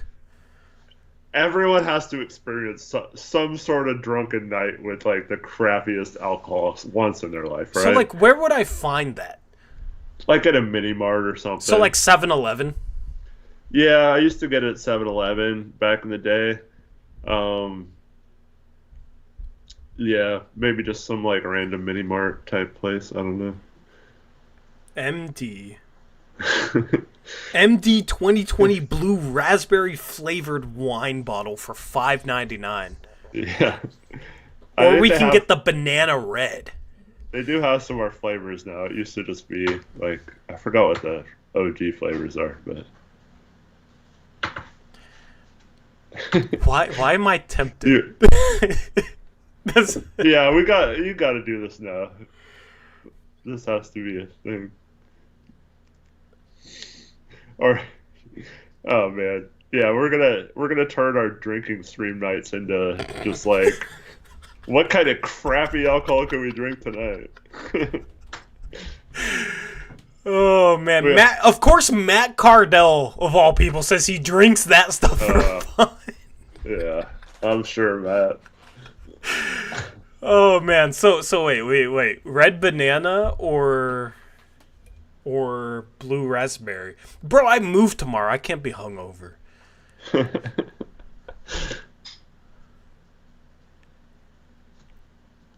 DoorDash are gonna get here and be like, "Why is your shirt wet?" No, what are like some regular flavors? They literally just have blue raspberry and banana red. Really? At least it's a 7-Eleven. Oh, okay. I've never DoorDashed alcohol before. What a slave. When I was a DoorDasher, I would never pick up alcohol orders.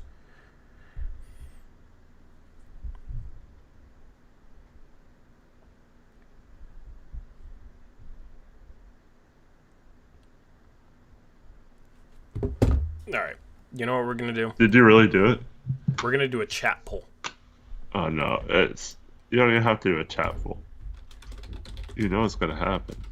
No, we're going to do a chat poll between the two flavors. Oh, okay. Okay. Yes, I agree. MD 2021. How do I spell raspberry? Raspberry. Okay. Yeah.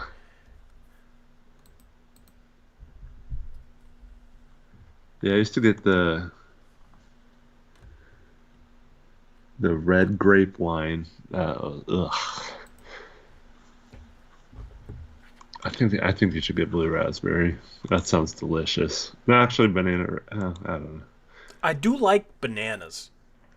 Yeah, that sounds so weird. Smog says bro is faded. He doesn't even know how to spell raspberry. I don't know when the last time I had to spell raspberry was. OG is blue raspberry. Chapel says sounds like cough medicine flavors. Yeah, it's. Is it really than cough like medicine. Worse? Bet. Yeah. Okay, I at least need like a snack. Or wait, no, I probably need a chaser. Okay, listen. I'm just gonna try this. I am not. Yeah. I'm not going to be hungover tomorrow when I move. All right. All right. That's responsibility right there. But I will get a Coke soda can, and they're also. I'll get some fruit gushers, I guess. And no, those are kind of sticky. You need some sort of carb to soak it up. Some crackers or something. I don't eat carbs. Yeah, I know. What do you recommend? Bread, I don't know. Bread? You don't eat bread? Bread. Get some 7-Eleven pizza. Some 7-Eleven bread. Taquitos. Oh, that just sounds like heartburn, bro. Some Hostess donuts. That's just... What do we... I could get a ice cream sandwich.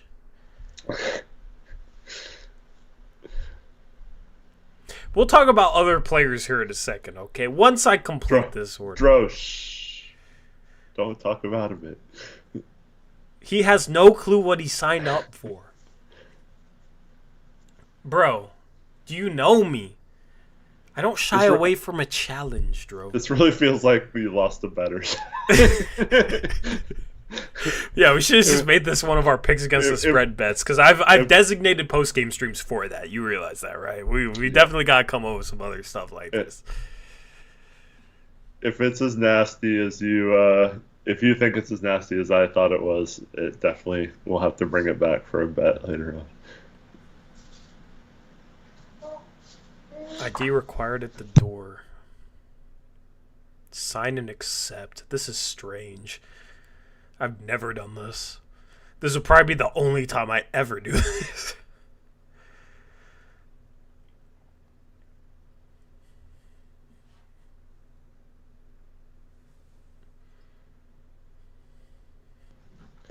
Matt says you're going to be hooked. Yeah, no way. No chance. I don't drink much. This is a rare occasion, okay? This is a celebratory occasion. Matt likes to troll, but this is his best trolling job. Preparing your order. It is ordered, okay? I'm going to go change my shirt. All right? Because it's still soaked from when I popped this bottle. Eric, talk about whoever you want to talk about, all right? Okay. Well, K-Stack has a Scoot jersey. That's good. Yeah. Good thing Tori's moving, so this DoorDash driver won't know where he lives anymore. Tori's getting up to move tomorrow. I have to get up early to drive to Tillamook in the morning because my son's soccer game is in Tillamook for some reason, so...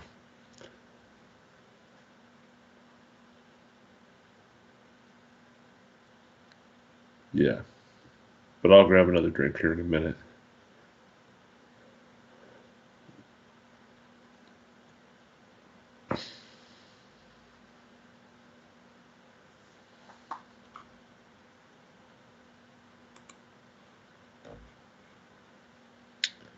Aeromancer has to get his...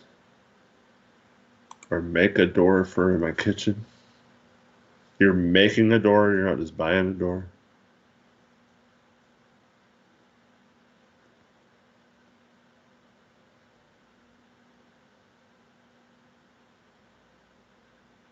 Tyler James says In and Out on the way back. In and Out is not anywhere between here and Tillamook. The closest one right now is in Kaiser, and that's not on the way. It's the opposite way.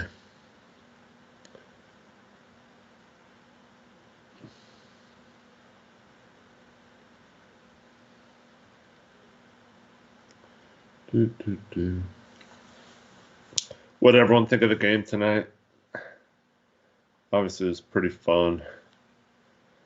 There is going to be one. I don't know how close it is to Tori's new place, but there is going to be an In-N-Out up kind of near where he used to live.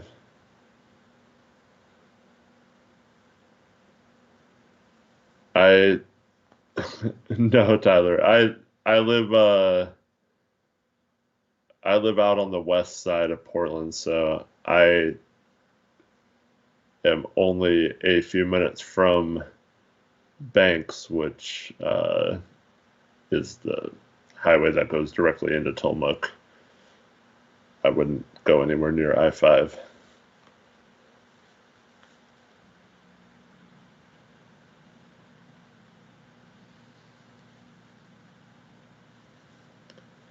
Oh, Aeromancer is the new free throw guy, I guess.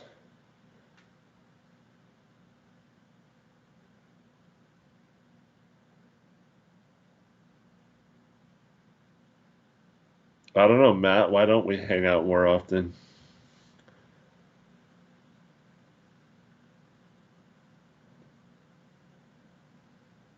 Which one, Aeromancer? Yes, if I ever go to Round Table Pizza.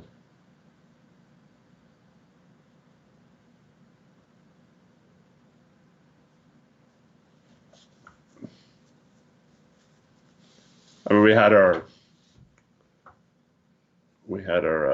watch party for the lottery there in Hillsborough. Are you talking about the one on TV Highway, or which one? Trent's in Hillsborough too. That's cool. Papa's Pizza no longer exists. At least the one in Beaverton closed down. Tyler Smith.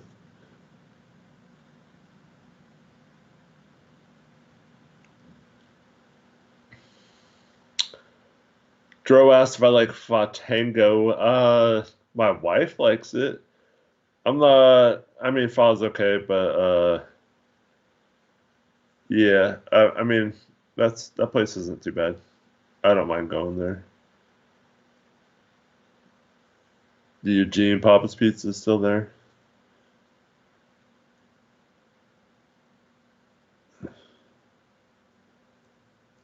What? Jewelers?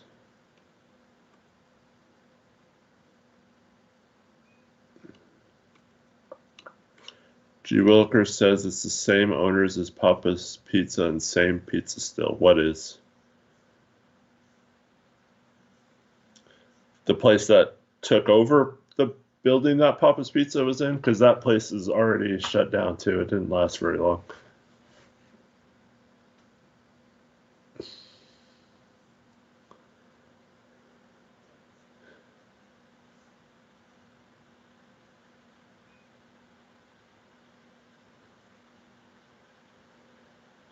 But anyways, back to Aeromancer.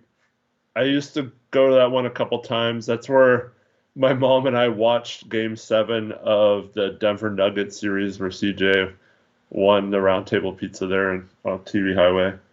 I also go to the one in Milwaukee because that's where my in-person fantasy football draft is every year. But yeah, I don't know. I go to round table sometimes. Dude, have you seen the AI chat summary for this stream? No, I don't even know how to look at It's so funny. it. Go look at my last tweet.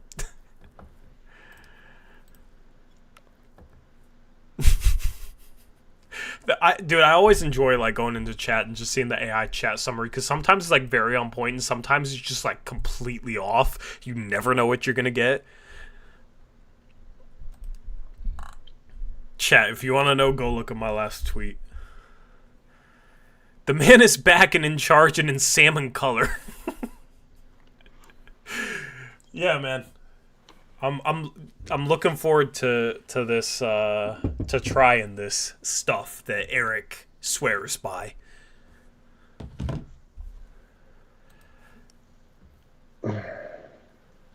Anyway. Trent Calmer says there's an elite pizza place in Hillsborough Country called Midway Firehouse Pizza. That's in like what, Shoals or something? That's pretty far out there. It was nice to see Duop hit some threes. Yeah. He's actually got some tough rebounds tonight. I was impressed. Dude, Jeremy went after a rebound that went out of bounds. I think pretty early on in this game, and it was like the hardest I've ever seen him pursue a rebound, and he didn't even get it. What was him looking like John Stockton out there tonight? In the Dude, first...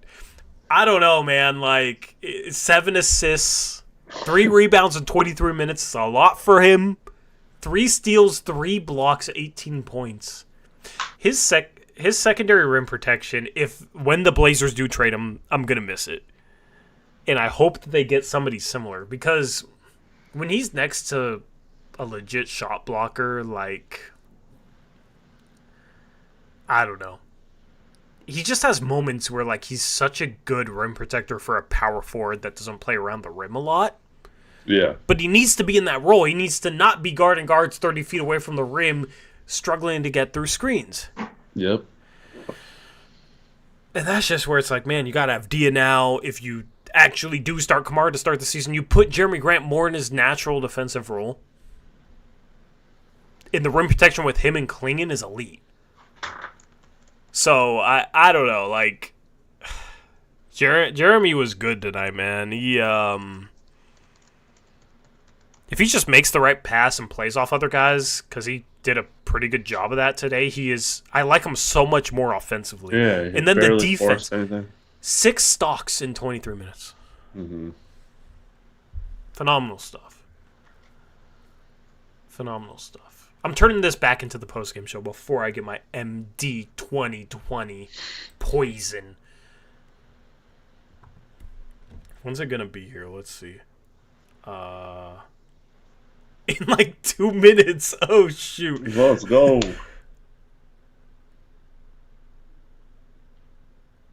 I'm gonna have to Yeah, I'm gonna have to go out there. I'm Yeah. gonna have to pay attention to this. But like Reith hit some threes. It was nice. Let's see. Who have we not talked about? Chris Murray, 1 for 3 from 3, 3 for 7 from the field, 10 points in 60 minutes.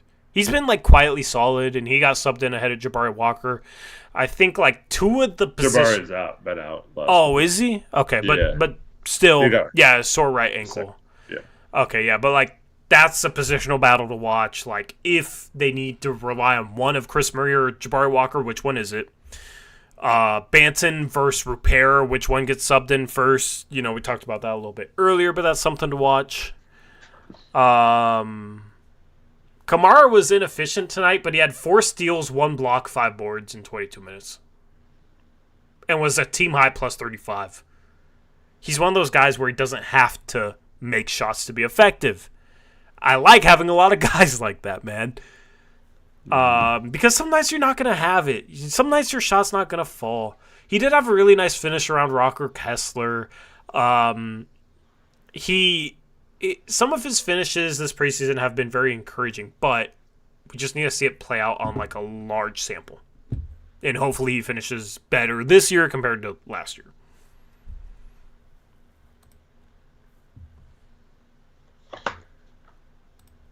Michael says, what a way to end this stream if Torio started puking everywhere to end the stream. Why are you wishing that upon me, bro? I don't know, man. That's just messed up, man. Also, I gotta go. I'll be back. I gotta make sure I have my wallet so I have my ID. Yeah. They're probably like, no way this dude's 21 ordering MD 2020. Only like the 16-year-olds who need to get drunk fast and don't know any better get this stuff. And Matt Cardell for some reason.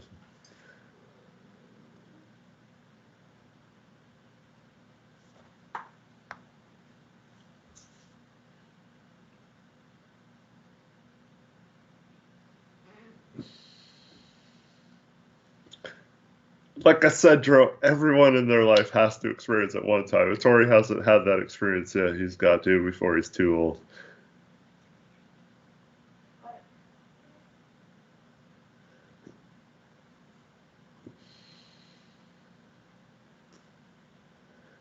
There are multiple people with munchies on the stream. I don't have the munchies. No, I don't partake in that.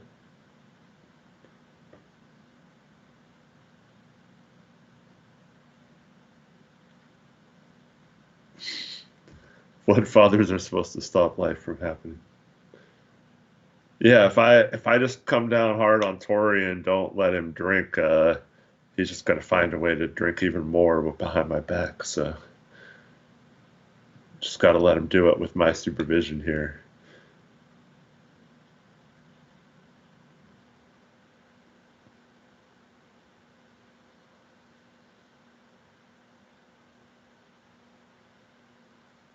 Eric Olson's judging us. He says, getting drunk is unclassy, bro. That's for 16-year-olds. Oh, I'm hella unclassy. Eric.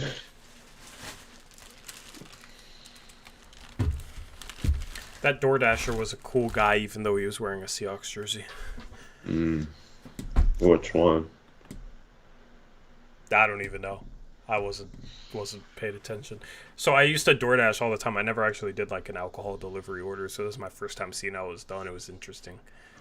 Yeah. It was interesting. But just ask for your ID. Yeah. Yep.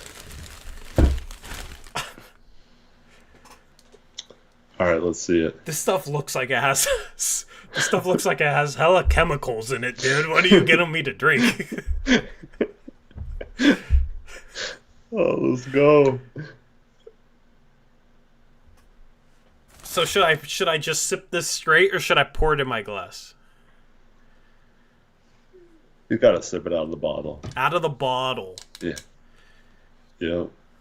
You gotta go through the ingredients list. Chloride. You gotta go get some.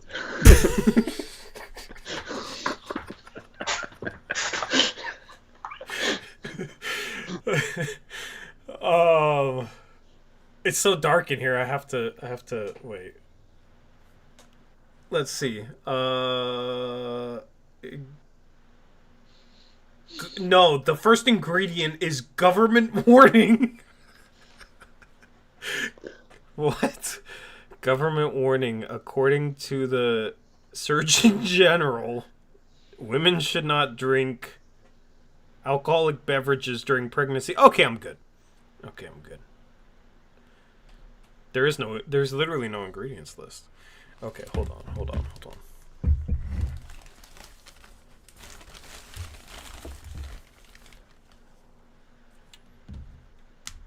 All right, I'm gonna get my chaser ready.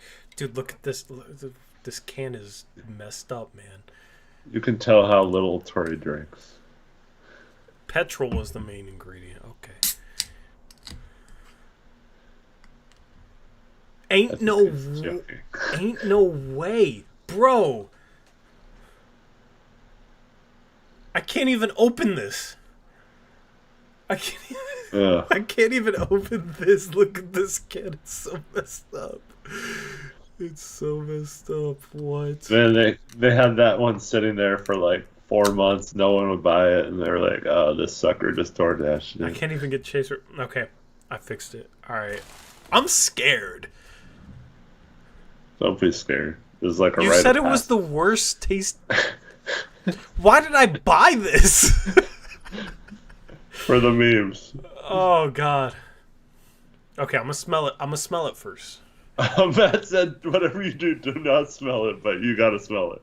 It actually smells kind of good. I'm not gonna lie. Does it? It smells like blue raspberry. Okay. Nice. All right. What if this is like the beginning of you being addicted? Not gonna happen. It kind of smells like soap. All right. Here we go. Dude, okay, I can't laugh while drinking it. All right, I gotta calm down, man. All right, I gotta compose myself. I gotta perform under pressure. That's what this is. All right. I demand it of our team. I gotta demand it of myself. All right, just compose myself.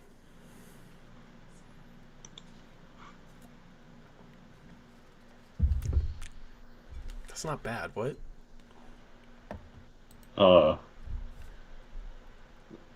Max says I turned you into alcohol. I was. Okay, it's kind of burning in my chest though. It's kind of okay. I need to drink I don't know more. if I'm happy I for just that. drank I need to actually like 2 gulps. Okay, is what I gotta do. I gotta get the full experience. All right.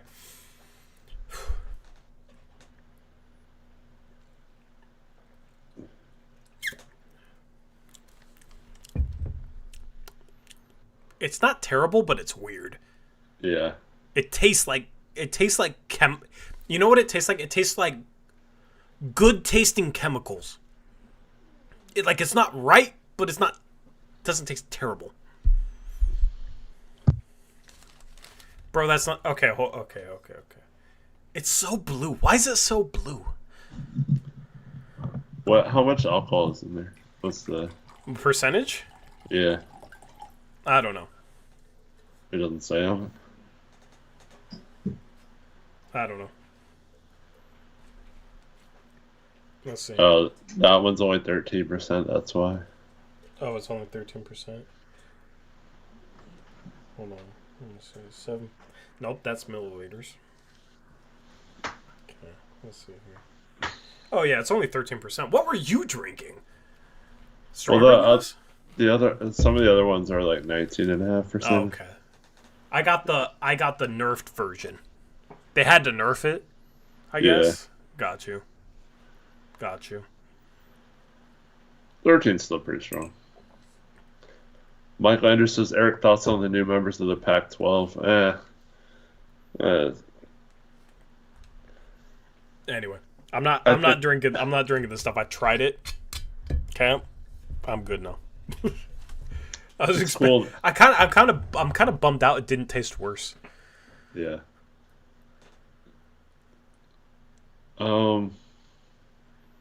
It's cool that Gonzaga is going to play basketball.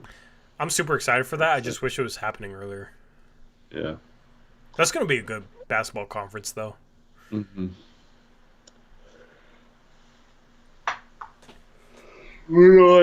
I kind of feel like Oregon State and Washington State are on a path of eventually not playing football.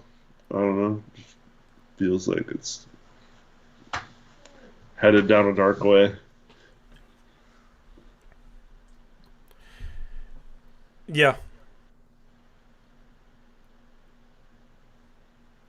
But yeah, 13% is still high, but it's borderline of making it worse tasting. 20% was ridiculous, lol. Yeah, 20% is ridiculous. What are four Locos percentage?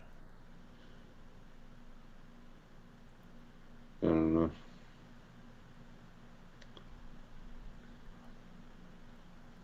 Tori's drinking funds reminds me of a good friend who never drinks but goes super energy when drinking. Keep your joy, Tori. That's literally me. That is literally me. I think okay, I'm sorry. I'm just like completely thinking about random stuff right now. Picks against the spread challenges. We got to do another Buffalo Wild Wings hot wing. Although we could go a little hotter than that.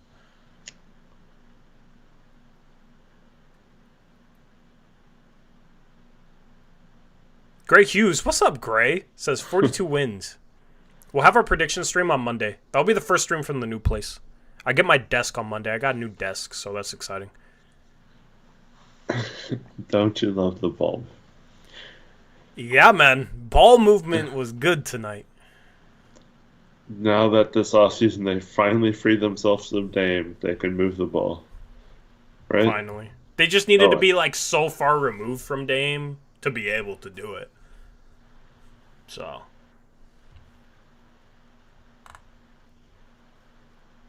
Anyway. Preseason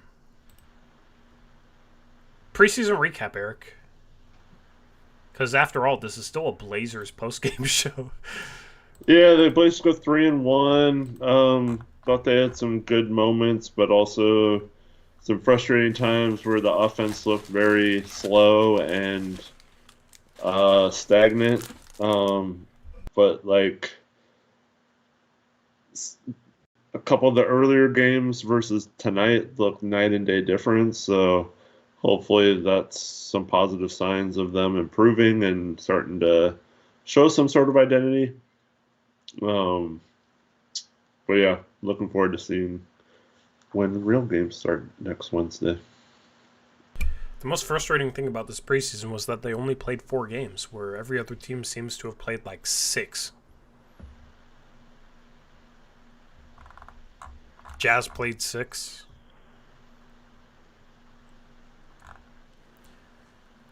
Yeah.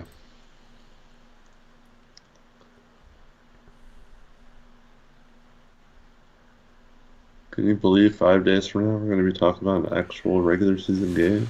Yeah, it's going to be wild, man. It's going to be a fun stream if they beat Golden State, man. I'm rooting for them to beat Golden State. Yeah. I've resigned myself to, like, okay, we're rebuilding. You're not expecting wins going into the season, but I am hoping they start off kind of hot. Partly because I made some bold claims earlier. So, yeah, we'll see. Also, it's always good to beat the Warriors, man. It's always good to beat the Warriors. Yeah, it is. You want to know what I am worried about?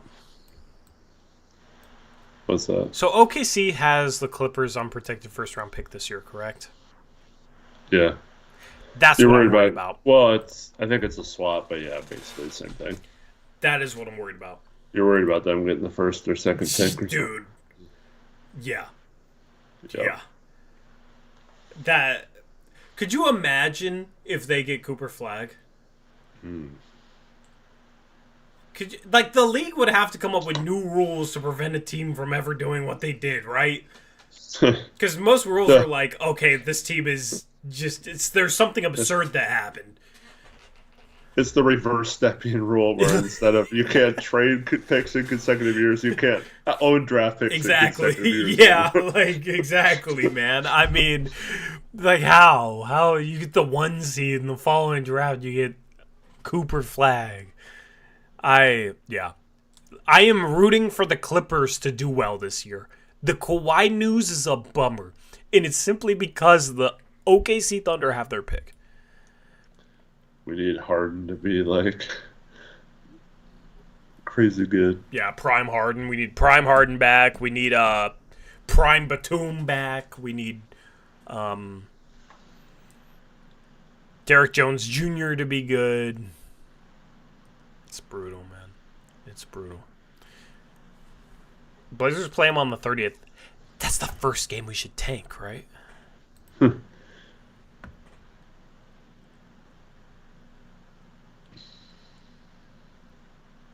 Anyway. We'll take questions. Chat, let me know. I know I asked earlier, but I forgot to read off anything. Let me know what your favorite Blazers Uprise moment was. Let me know in chat. We'll read off the best ones. What was your... Do you have like a favorite stream moment, Eric? I don't know about favorite. I was just trying to think of some.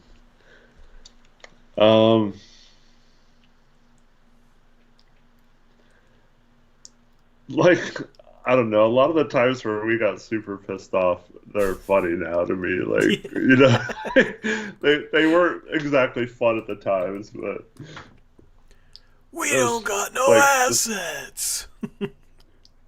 Tyler James says my wife's fart. Yeah, that was a pretty good one. Oh, it's pretty good. Mine was Tori drinking Mad Dog 2020 live on stream. Listen, this might be my favorite stream, man. I'm enjoying it. Yeah,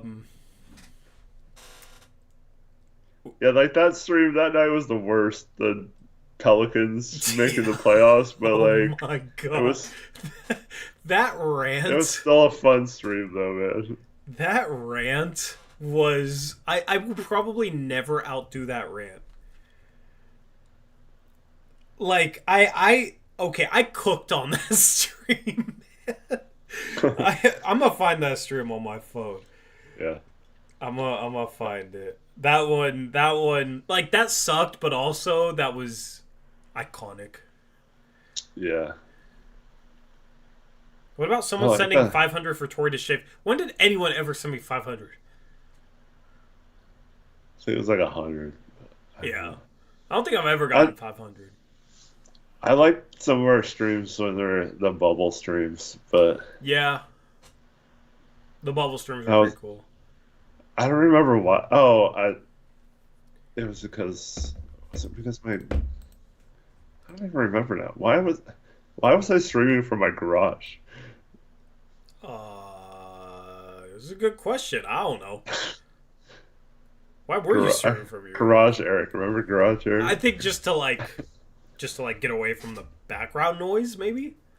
Yeah, I know at one point they were doing some construction in my kitchen, and yeah, that's right. That might have been it, and then I just kind of stayed out there for a while. But yeah, was that Pelicans Clippers post game on the second channel?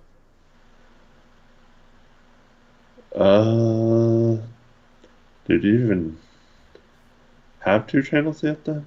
Yeah. That... Oh, we've had two channels since the bubble. Yeah, it would have been...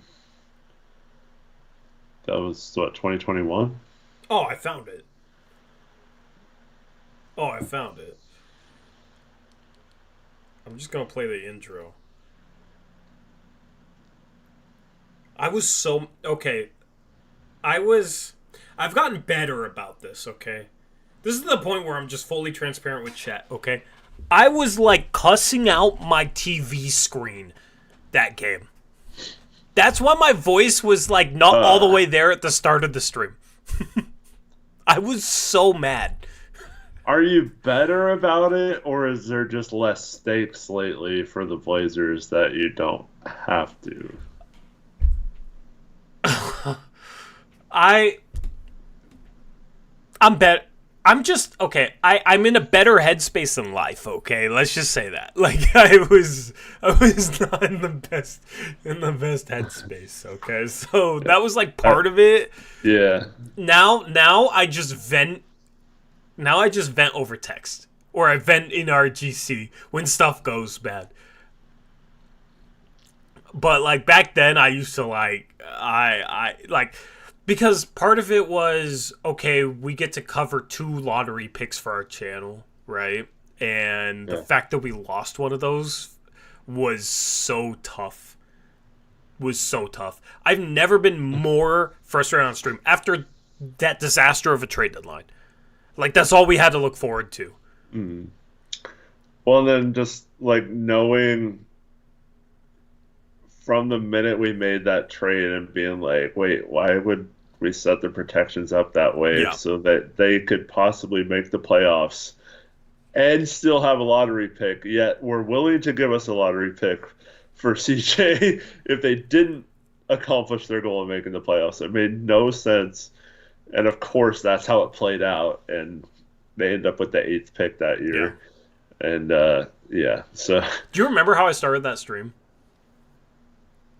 I'll play it. I just remember we're cooked. We're cooked, Eric. And then we got no assets. I'll play the start of it. This is how I started the stream. Wait. Where's that? Here you go. What's going on, everyone? Welcome into the Portland Trail Blazers funeral. The Blazers today. Oh, man. Who's the Pelicans pick? And our worst nightmare has come real. It's real. Eric, we lost the fucking pick. Oh, apologies for the curse word. I forgot we cursed on that stream. You cursed. Yeah, it was a very fitting occasion to let it fly. But you could hear my voice. It was definitely not all the way there, man. Definitely not all the way there.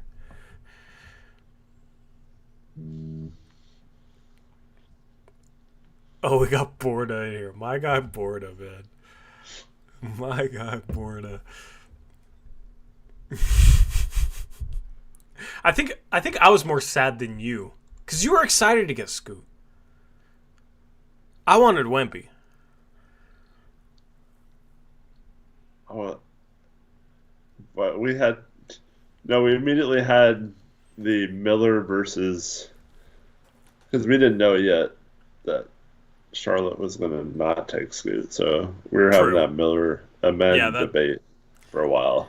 Listen, man, I know Miller had a better rookie year, but I'm still on board the Amen is better long-term train. I'm still with that. Amen looks good. Miller looks good. They both could be good. We got the worst one of the top 5, huh?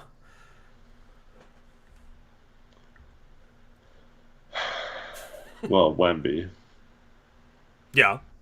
Wemby's worse than Nush. I mean, do we know if Usher is that good yet? I don't know. Yeah. Him and Scoot are close, I guess. I don't know. Listen, Scoot's better than Anthony Black, right? Because you don't like Anthony Black. Yes. Yeah. You said it like a question? Yeah.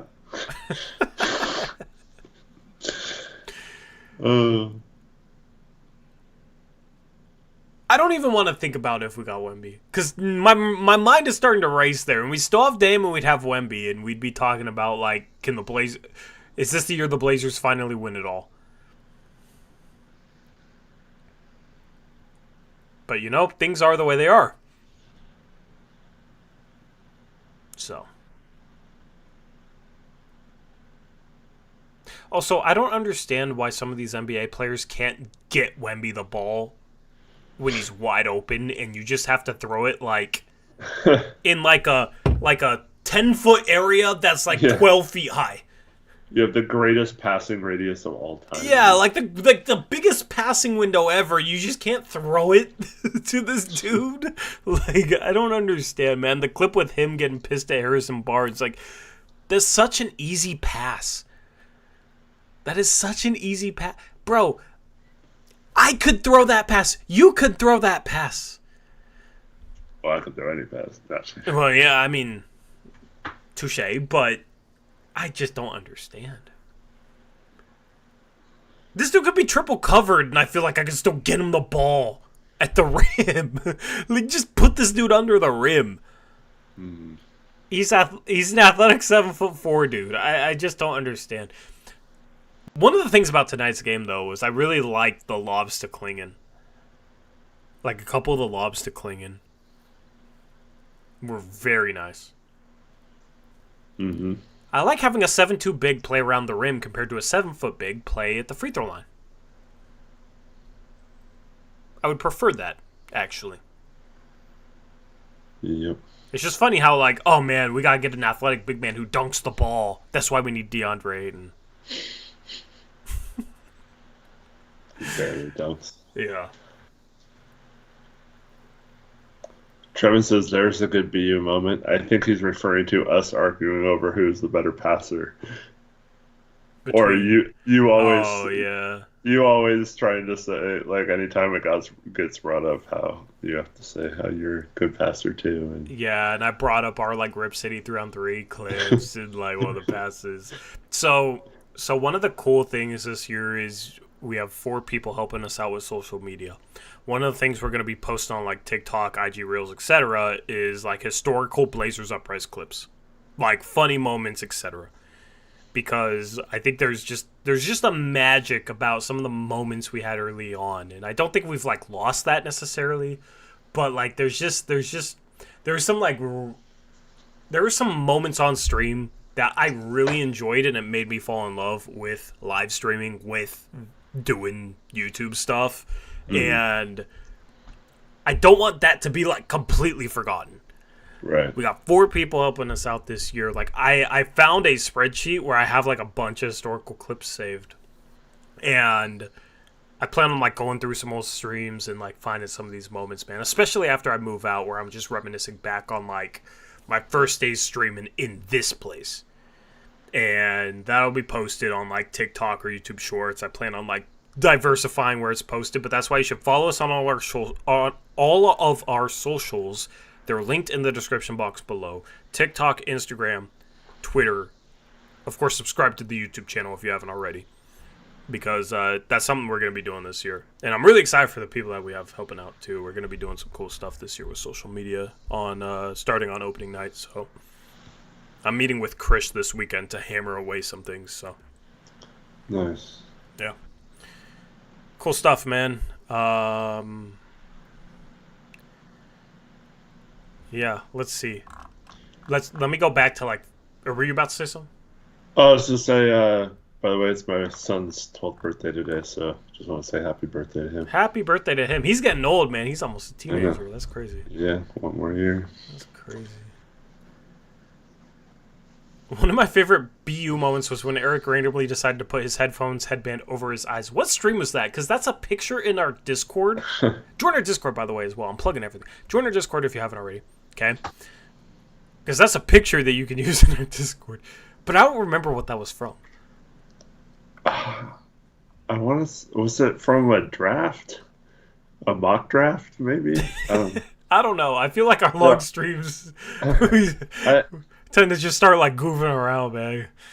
I think it was either that or it was one of the many times your internet kept going out and I was just goofing around waiting for you, and then it came back on or something, and I was just like sitting there like. So I paid $100. Yeah.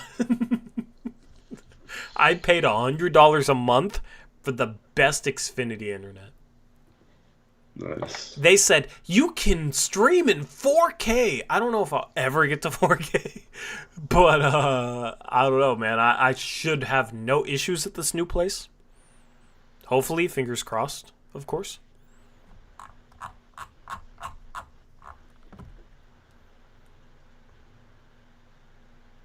Garben says, kind of trippy coming up on 2 years watching y'all, and I probably haven't missed one vid live or not. That's dedication, man.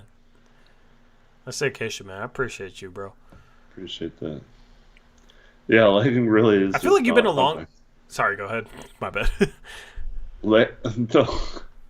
All it took was you to get someone to come out, and like your lagging just instantly stopped. I know. He legitimately fixed the problem. Shout out to that Xfinity guy. Because he legitimately fixed it. But, man, Garben, I feel like you've been around for more than 2 years. Yeah. That's the one thing going back and watching like our first streams. There's a lot of people in chat that I don't see anymore. It's like, damn, what happened to them? Where'd they go? I'm Travioli. Travioli, man. I miss Travioli. He got married or something, then never came back. Man, his wife. Or he came back like one time or something. His wife needs to let him watch our streams, please. I'm scrolling back through chat. Has Tori learned restraint? I don't know what that's in reference to at all. That's what? Has Tori learned restraint? Do I not have enough restraint? I don't know. Maybe they're talking about you getting angry at sports or something. Oh, yeah, probably. I'll curse at my TV really hard, like, once now. Like, when the Blazers choked to, like, Arizona. Or not the Blazers, the freaking Niners. During that playoff run last year, I was getting pretty heated at times. Yeah. I don't even remember. I don't know. We'll see what the Niners do this year. I don't know. Maybe I'll lose my restraint on Sunday, Eric. Because screw the Chiefs. Aeromancer says, should I do a 4-shot? The answer is obviously yes, Aeromancer. Jeez, you don't even have to ask. Just take it.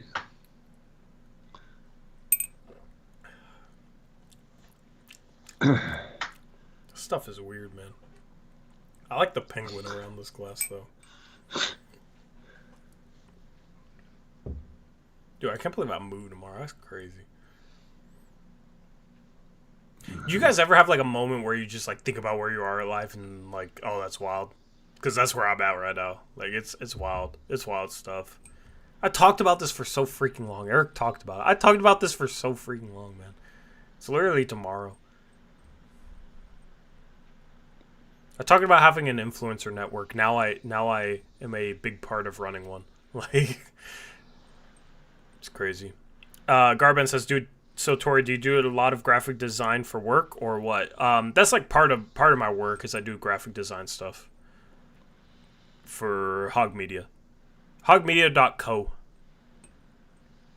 So I work with a ton of legit sports creators. It's cool stuff, man. Mike says, yeah, I just moved back to Oregon. This is my first time seeing you guys. Not in the morning. Where'd you move from, Mike? And welcome back to the Pacific Northwest. What's the main thing? So that Borna guy that was in here earlier, I don't know if he's still watching. But he's the CEO of a influencer network called Hog Media. I work with him. And we basically help influencers get sponsorships on top of some other stuff. And I do a bunch of different things. Like I went to school for business. I always wanted to run a business. I always wanted to run an influencer network. So like it's everything from, graphic design to like making sure creators do what they need to do with BetUS, for example.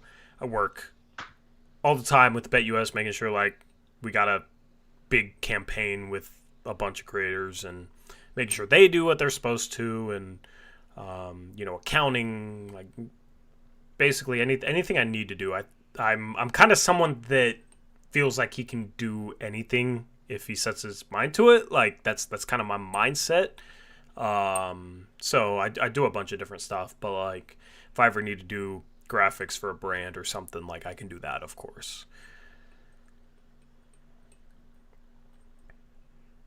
So yeah, it's pretty cool stuff because I work with some guys that I knew of before ever starting this business. So like to be able to like work with them, some of these creators is kind of surreal, but it's really cool stuff. So yeah, man. I mean, this job has made like moving tomorrow possible.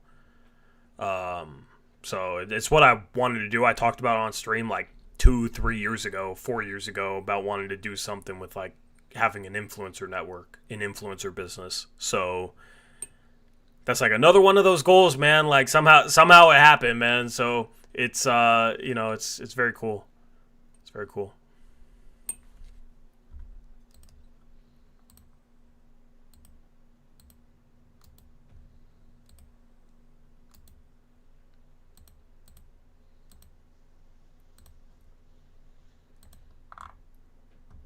New studio gonna be cool. Yeah, I'm looking at. So I saw something at IKEA, man. I went through IKEA with a purpose for the first time in my life. First time in my life, because it actually applies to me now. Some of this stuff that I can buy in there. Found a I don't know how to explain it. It's like a piece of furniture. It's like glass. It's see-through with shelves. It's like a display case thing that I plan on buying and like maybe putting stuff in. I got a signed Blazer basketball back there. I'll put that in it. Maybe some LED lights.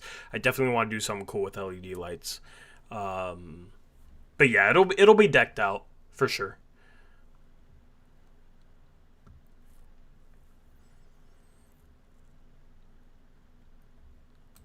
Eric, you good, bro? Yeah. I'm good. Did you hear where I have to go early in the morning? Where do you have to go? Tillamook. Why? It's where my son's game is tomorrow morning. Basketball? No, soccer. Soccer? Still Damn. soccer. What time do you have to leave? I gotta leave like 8:20, 8:30ish in the morning. Gotcha. Okay, we gotta get out of here then, huh? Get you your 8 hours, 7 hours. How much do you sleep on average? Average. If I sleep 4 hours, it's probably a good night. Really? Yeah. How do you function? I don't know. How do you function? I don't know, man. Like, so what's the main reason for only 4 hours then? Like, Well, I been working like 50 plus hour weeks, have a family to hang out with when I get home, and then we stream at like 9 o'clock at night, or now that the season's starting, we stream later after games and stuff. yeah. So yeah, or like last night we didn't stream thankfully, but I had a late game, so I didn't get home till it was almost like 10:30, and then I take a shower, wind down, and get up at like 4 or something. Yeah. That's wild. I try to sleep on the weekends. I don't know. I just can't. Yeah. Damn, man. 4 hours is wild. Yeah. There's sometimes where I'm like, man, Eric's being quiet tonight, and then I'm just like, oh, he's probably just tired because he probably does not get enough sleep. Yeah. It's like I'm thinking about as the hours go by on stream, like, now I'm down to 3.5 hours of sleep if I go to bed. Like, I won't lie, like there's times where I like look at the clock and like 11:47, I'm like, damn, when does Eric have to wake up? Like, how many hours of sleep is he gonna get? I'll think of that in the back of my mind when we stream. And I'll be like, I should probably wrap up the stream soon. And then we start talking about something, and then like 45 minutes later, I'm like, oh shoot, oh shoot, it's midnight, man. Like, I legitimately think about that when we stream. Not gonna lie, so. You're gonna help me wrap up this stream because with like me just like holding on to the final moments of this place, man, I could stream all night. But yeah, we'll be live 5-10 minutes. We'll answer questions, then we'll wrap it up before midnight, and we'll What's up, Umar? You missed Tori drinking. Send this place off, man. We'll send this place off. So like I live with a like this place is with a relative essentially. Maybe this will turn into a guest room with a desk, and I'll like randomly come back here one day. Although that doesn't make this feel like a proper send off, so I don't know. But Yeah. I'm gonna miss this place, man. It's just bittersweet because Um, Garvin missed the beginning of the stream. He says your lighting is different. Could have been at your girlfriend's. Hard to tell. No, it was all light there, and I said it didn't feel like his old Yeah. place, so he changed the lighting. But I don't have a bunch of art stuff in the background. By the way, if y'all want some art, let me know. She's a really good artist, so. oh, so Zach's in here. What's up, Zachary? He says, just got here, but wanted to add my favorite memory. It's weird, but that it's a favorite. But I love the Facundo Campazzo game winner stream. Like it was painful, but those streams were therapeutic. Yeah, I agree, man. I completely disassociated from that. I don't remember Campazzo ever hitting a game winner. When did that happen? I don't think it was a game winner, but it was like a dagger 3 at the end of one of the playoff games. Yeah. Because remember, they didn't have Jamal Murray or anything. I remember him cooking us in that playoff series. Yeah. I was gonna say I believe Zach. Like I was like I forgot his game winner. Yeah. Honestly, I think you were talking about not getting as mad. I think the streams help like letting go quicker, like bad, painful things. Yeah. Because it's like it's just nice to know, we got a couple hundred people watching right now. It's just nice to know that like people share the same experiences or the same pain as you. Yeah, man. I mean, it's cool stuff. Like so the first year I did content, like I collabed with True Blazer Fan, right? And we just like weren't a good personality fit for each other, right? Like I wanted to criticize the team, he wanted to be positive. Like I shouldn't say I wanted to criticize the team. I wanted to speak my mind. Whether it was positive, negative, whatever. Right? And so when I decided to make my own channel, I was super nervous because I was like, okay, True Blazer Fan has like 6K subs. And I was sitting there like, I don't know if what I do is going to take off at all. And I would just love to be able to just start off at like 5K, 6K subs. Like, I was sitting there thinking like, man, I would love to just be able to like have True Blazer Fan for myself. I would love to just have that platform, have that subscriber base for myself. I was scared to like branch off, do my own thing. And it's just kind of like wild to think back, like we just hit 11K and like I was sitting here worried like, man, what if I can't get to 5-6K? What if we can't get to 5-6K? Right? But it was well worth it, man. It was obviously well worth it, and like I'm grateful for the opportunity to like start doing Blazer content, collabing with True Blazer Fan. I think if we did this, we would have accomplished this anyway, like with or without my time collabing with True Blazer Fan, right? But it just made me realize like, oh, this is what I should be doing, because I tried to do YouTube before ever doing Blazer content. I tried to do NBA content. It just wasn't that good, and it wasn't like I didn't really enjoy it, and I didn't really know what I was doing. I was just like, man, it would be fun to talk about basketball. It'd be fun to have a YouTube channel. It'd be fun to have a platform. It would be fun to have like a community, right? And it just took me like meandering around a little bit to be like, okay, got my own Blazer channel, got my guy Eric, because we talked, I don't know when we first started talking online, like on an internet forum, but it was a long time ago. But I always respected like kind of your take on sports, if I agree, disagree, whatever. And it was like, man, so starting off, it was like, okay, Eric's never done content before, but he knows how to think about basketball. We think about things the same way. Like, he knows the CBA. You taught me stuff about the CBA, right? And it was like, okay, that's a really good fit.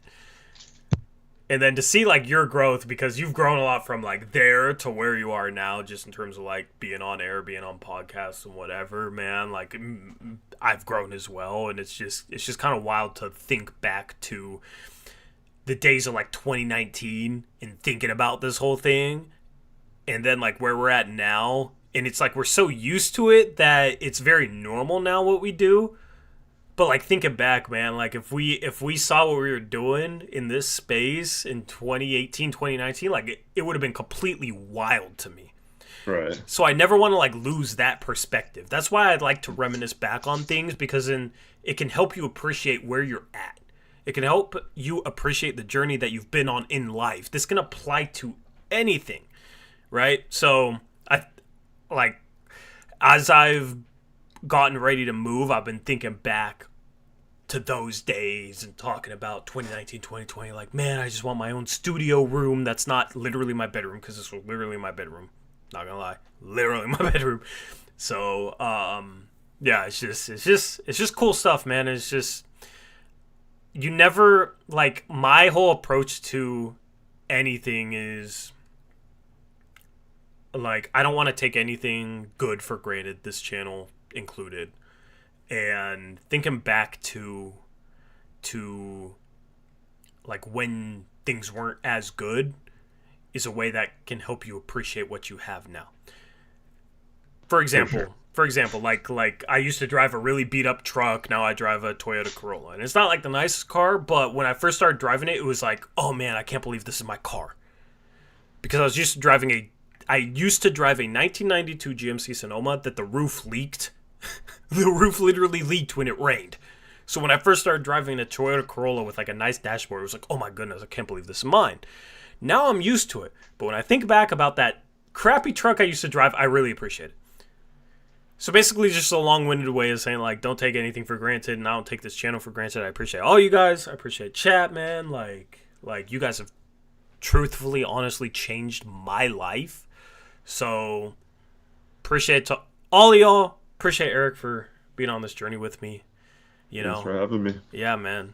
I don't normally get all sentimental, but this is the perfect time for it, right? So just super excited to have another season, man, and super excited to just build towards what me and you and everybody that subscribes to this channel wants. I mean, well, we got some other fans, so maybe they don't want a Blazers championship, but that's what I want, man.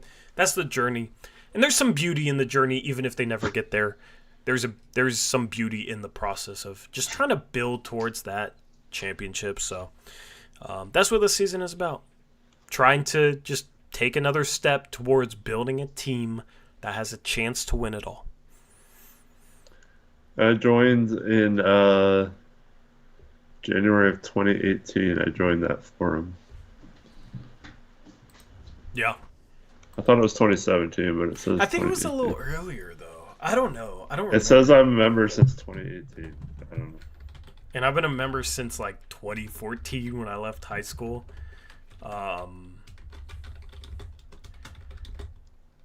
Yeah. Man, and Zach was talking about Furcon Korkmaz his message, not Compazzo. Oh, Furcon Korkmaz, yeah. Frickin' Furcon. Furcon freaking Korkmaz. Ruined Anthony's game winner because we decided not to switch all picks on that. I miss him. Yeah. Anthony Tolliver didn't switch or something. I miss him being in the league. That dude is a Blazers Uprise legend. Where's he playing now? I thought he was still in Philly last year. Last year, yeah, but now he's at AS Monaco in the EuroLeague. Probably would be a really good EuroLeague player. Yeah. Yeah, he was in Philly last year, and then that tenure finally ended. He was there for a while.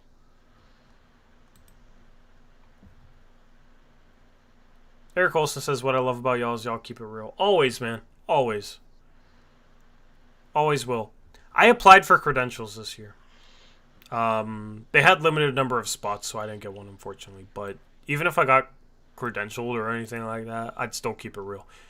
And if that's a problem with them, with the organization, okay, you can strip my credentials. Like, that's how I would approach to ever having credentials. Also, I think it would be respectable of the organization to give somebody like me who critiques the organization credentials. But maybe next year. Have you seen the stuff going on with like Jerry Jones and that radio station? No, I have not. So he there's a radio station in Dallas that broadcasts the games, the Dallas Cowboy games. Yeah. And apparently part of their contractual agreement was that Jerry Jones would make a weekly appearance on some show or something. And he, even though it isn't the case, although he could throw his power around,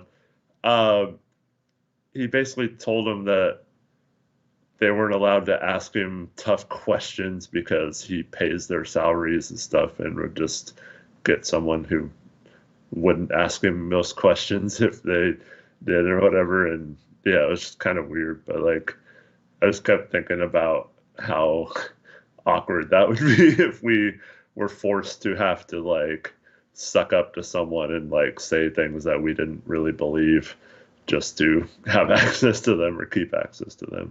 And then he like doubled down on it and said he called them like knuckleheads or whatever. All the guys asked was something about, do you wish you would have made different moves in the off season or something like that, and he just went off.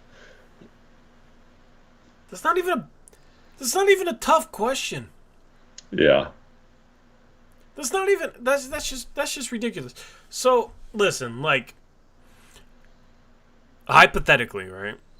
If I ever got credentials and ever got pressured to like not ask tough questions, okay? Not saying the Blazers would do that at all, right? Like, I don't know how they'd handle me, like, whatever.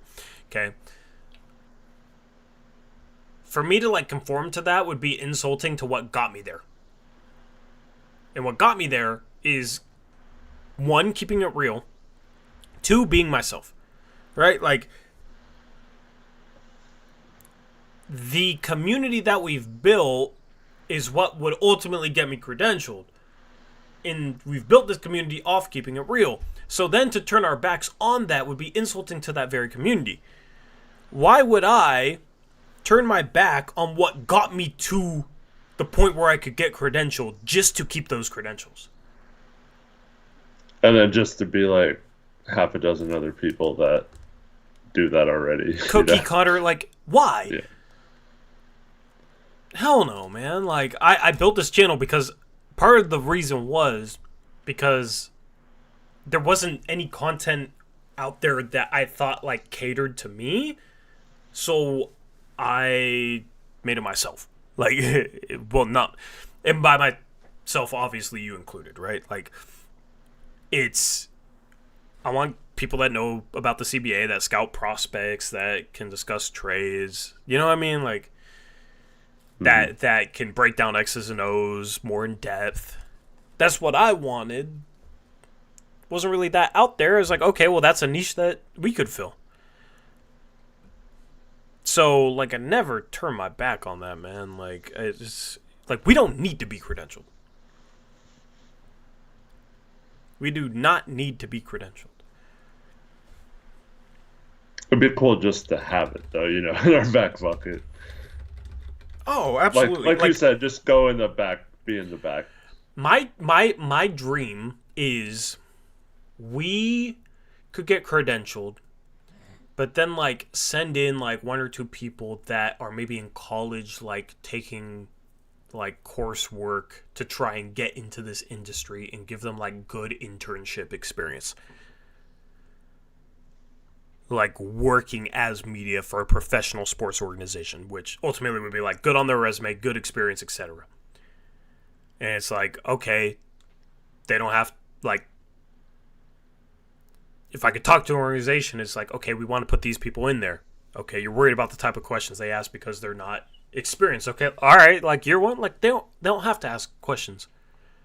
I just want them, like, there, getting that experience on site. That's my dream. Because I want to still sit here going live, like, right after games. It wouldn't even necessarily be, like, me wanting to be there myself. So, that's my ultimate dream. But, you know, ultimately one day I do think we will get there. I think, like, everything I've said I've wanted to do in the past 5 years, like, I've made progress towards. I think ultimately we could get there. Because, like, what internship is out there for, like, guys in college to, like, get on-site experience with a professional sports organization as media? Like, I don't think that exists. And maybe it's, like, ridiculous to think that, like, I could provide that or we could provide that, whatever. But I think that would be really cool. So, yeah.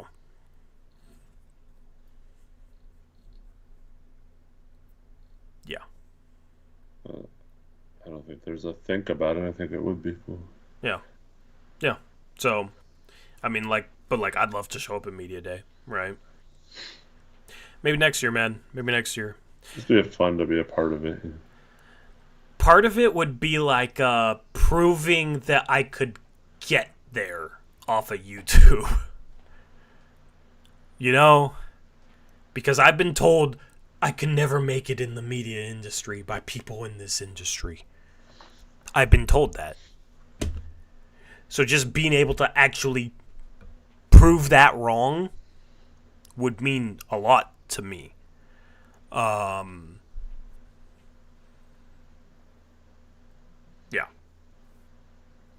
A little bit of that chip on my shoulder, you know what I mean? You guys, if you've watched us for a while, I kind of know what I'm talking about.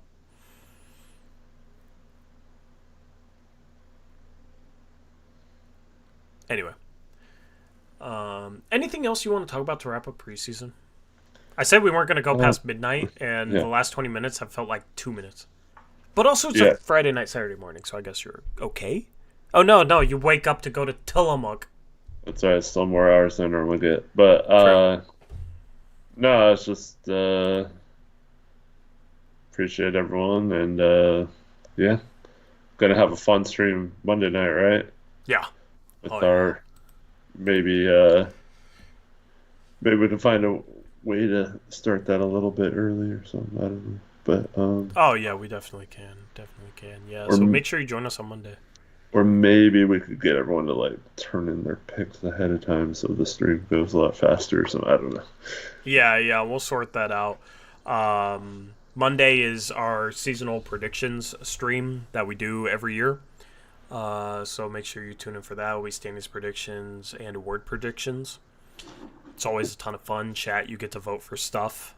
And it's one of my favorite streams of the entire year. So make sure you tune in for that. That'll be on the main channel. And then Wednesday, we'll have Picks Against the Spread on the second channel. Blazers Uprise Live on the second channel. And then the post-game show on the main channel after the Blazers take on the Warriors. That game will go live a little bit late because I'm going to that game. But I'm talking with Chris this weekend. Hopefully he can be on graphics and have everything ready for when I get home. And that can go live like 30 minutes after the game. And if it's not close, I'll get out of there early. So just make sure you kind of hang around. I will have that stream up early, just scheduled early, so you guys will know it's there and you guys can hang out, and I'll get back as soon as possible, but safely, of course. You know, I'm going to drive safe. So that's going to be opening night. That's going to be fun. There's going to be a game day experience on Twitter, and there's going to be some stuff uploaded to Instagram and TikTok. So once again, make sure you subscribe to all that stuff. Link in the description. Join the Discord. You can join our community and talk with a bunch of Blazer fans during games, especially in our Discord. It gets active in there. So check that out. And appreciate everyone who supports the channel, man. It means a ton. Just can't believe I'm done streaming in this room, dude. It's just super surreal and super bittersweet. So, how are you gonna do this hot toss? Oh yeah, I gotta do that toss. Okay, hold on. I gotta land it, man. This is a lot of pressure. I gotta land it right. So, maybe you need to take a swig of another swig of Mad Dog. White Blazer hat, so you guys can see it. So for those that don't know what's going on here, Tori famously, when we signed Derrick Jones Jr., got a little upset and took his hat and threw it over his head, and it landed perfectly on that little table or nightstand behind him. And so, yeah. There's a lot more on that table now, so this is a harder hat toss. But, oh, man. But I gotta do it. I gotta do it for old time's sake. So, what were you gonna say? I was to say, Tori didn't realize that he was actually a decent defender. Not that it mattered according to stats, because we were the same with him or without him. But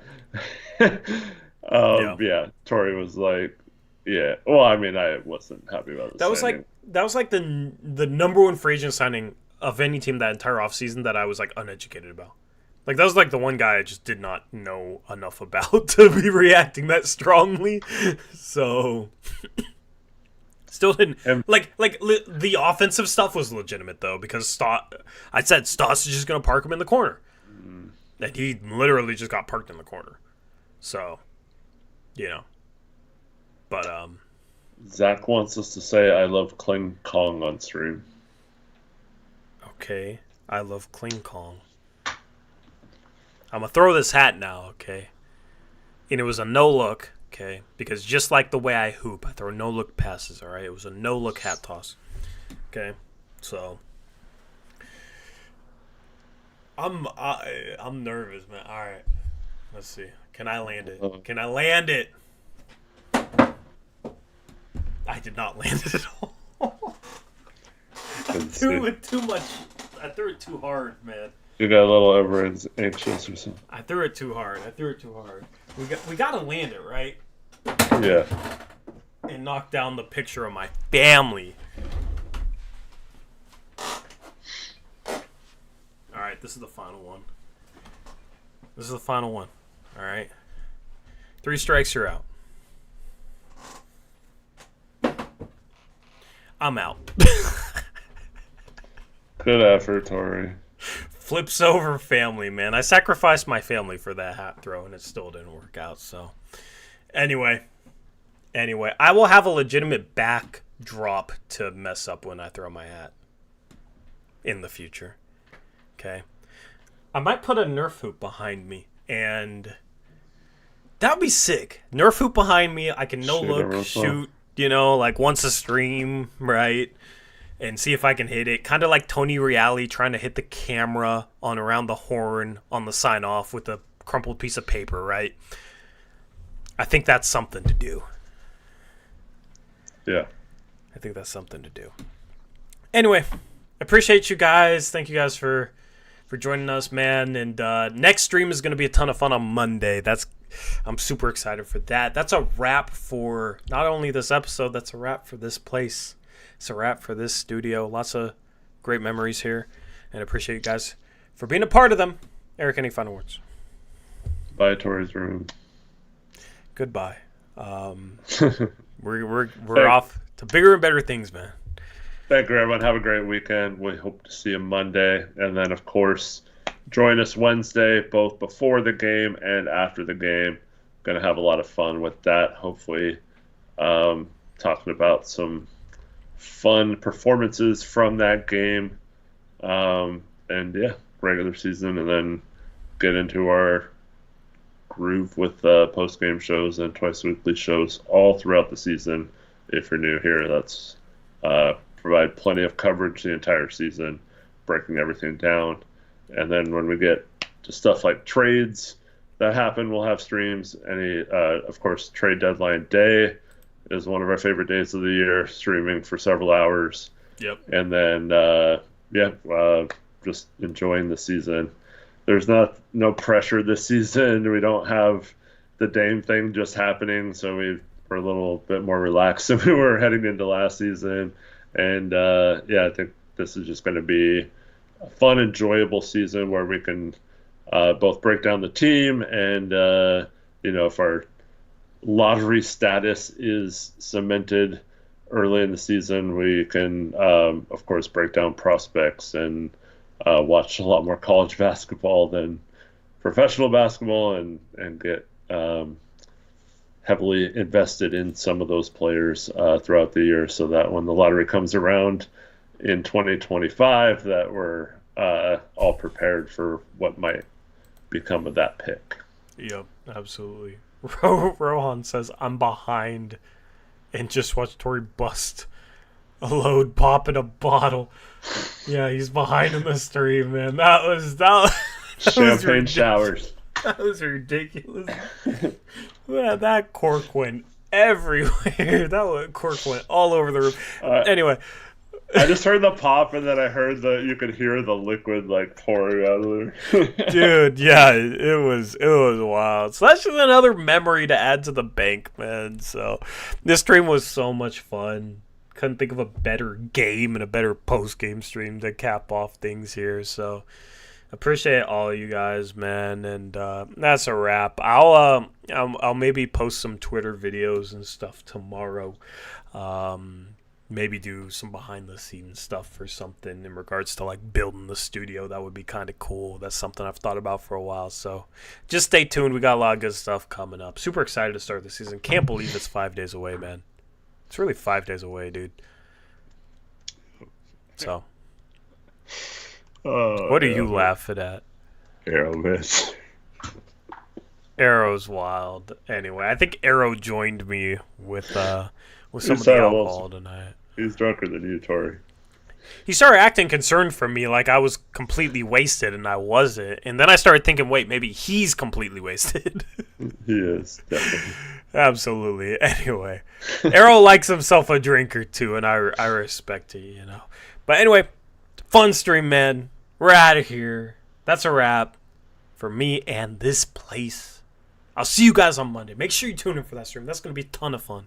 Can't wait to make season predictions. This is going to be a fun NBA season. I'm looking forward to it. And with that being said, that's a wrap. Until next time, as always, peace out.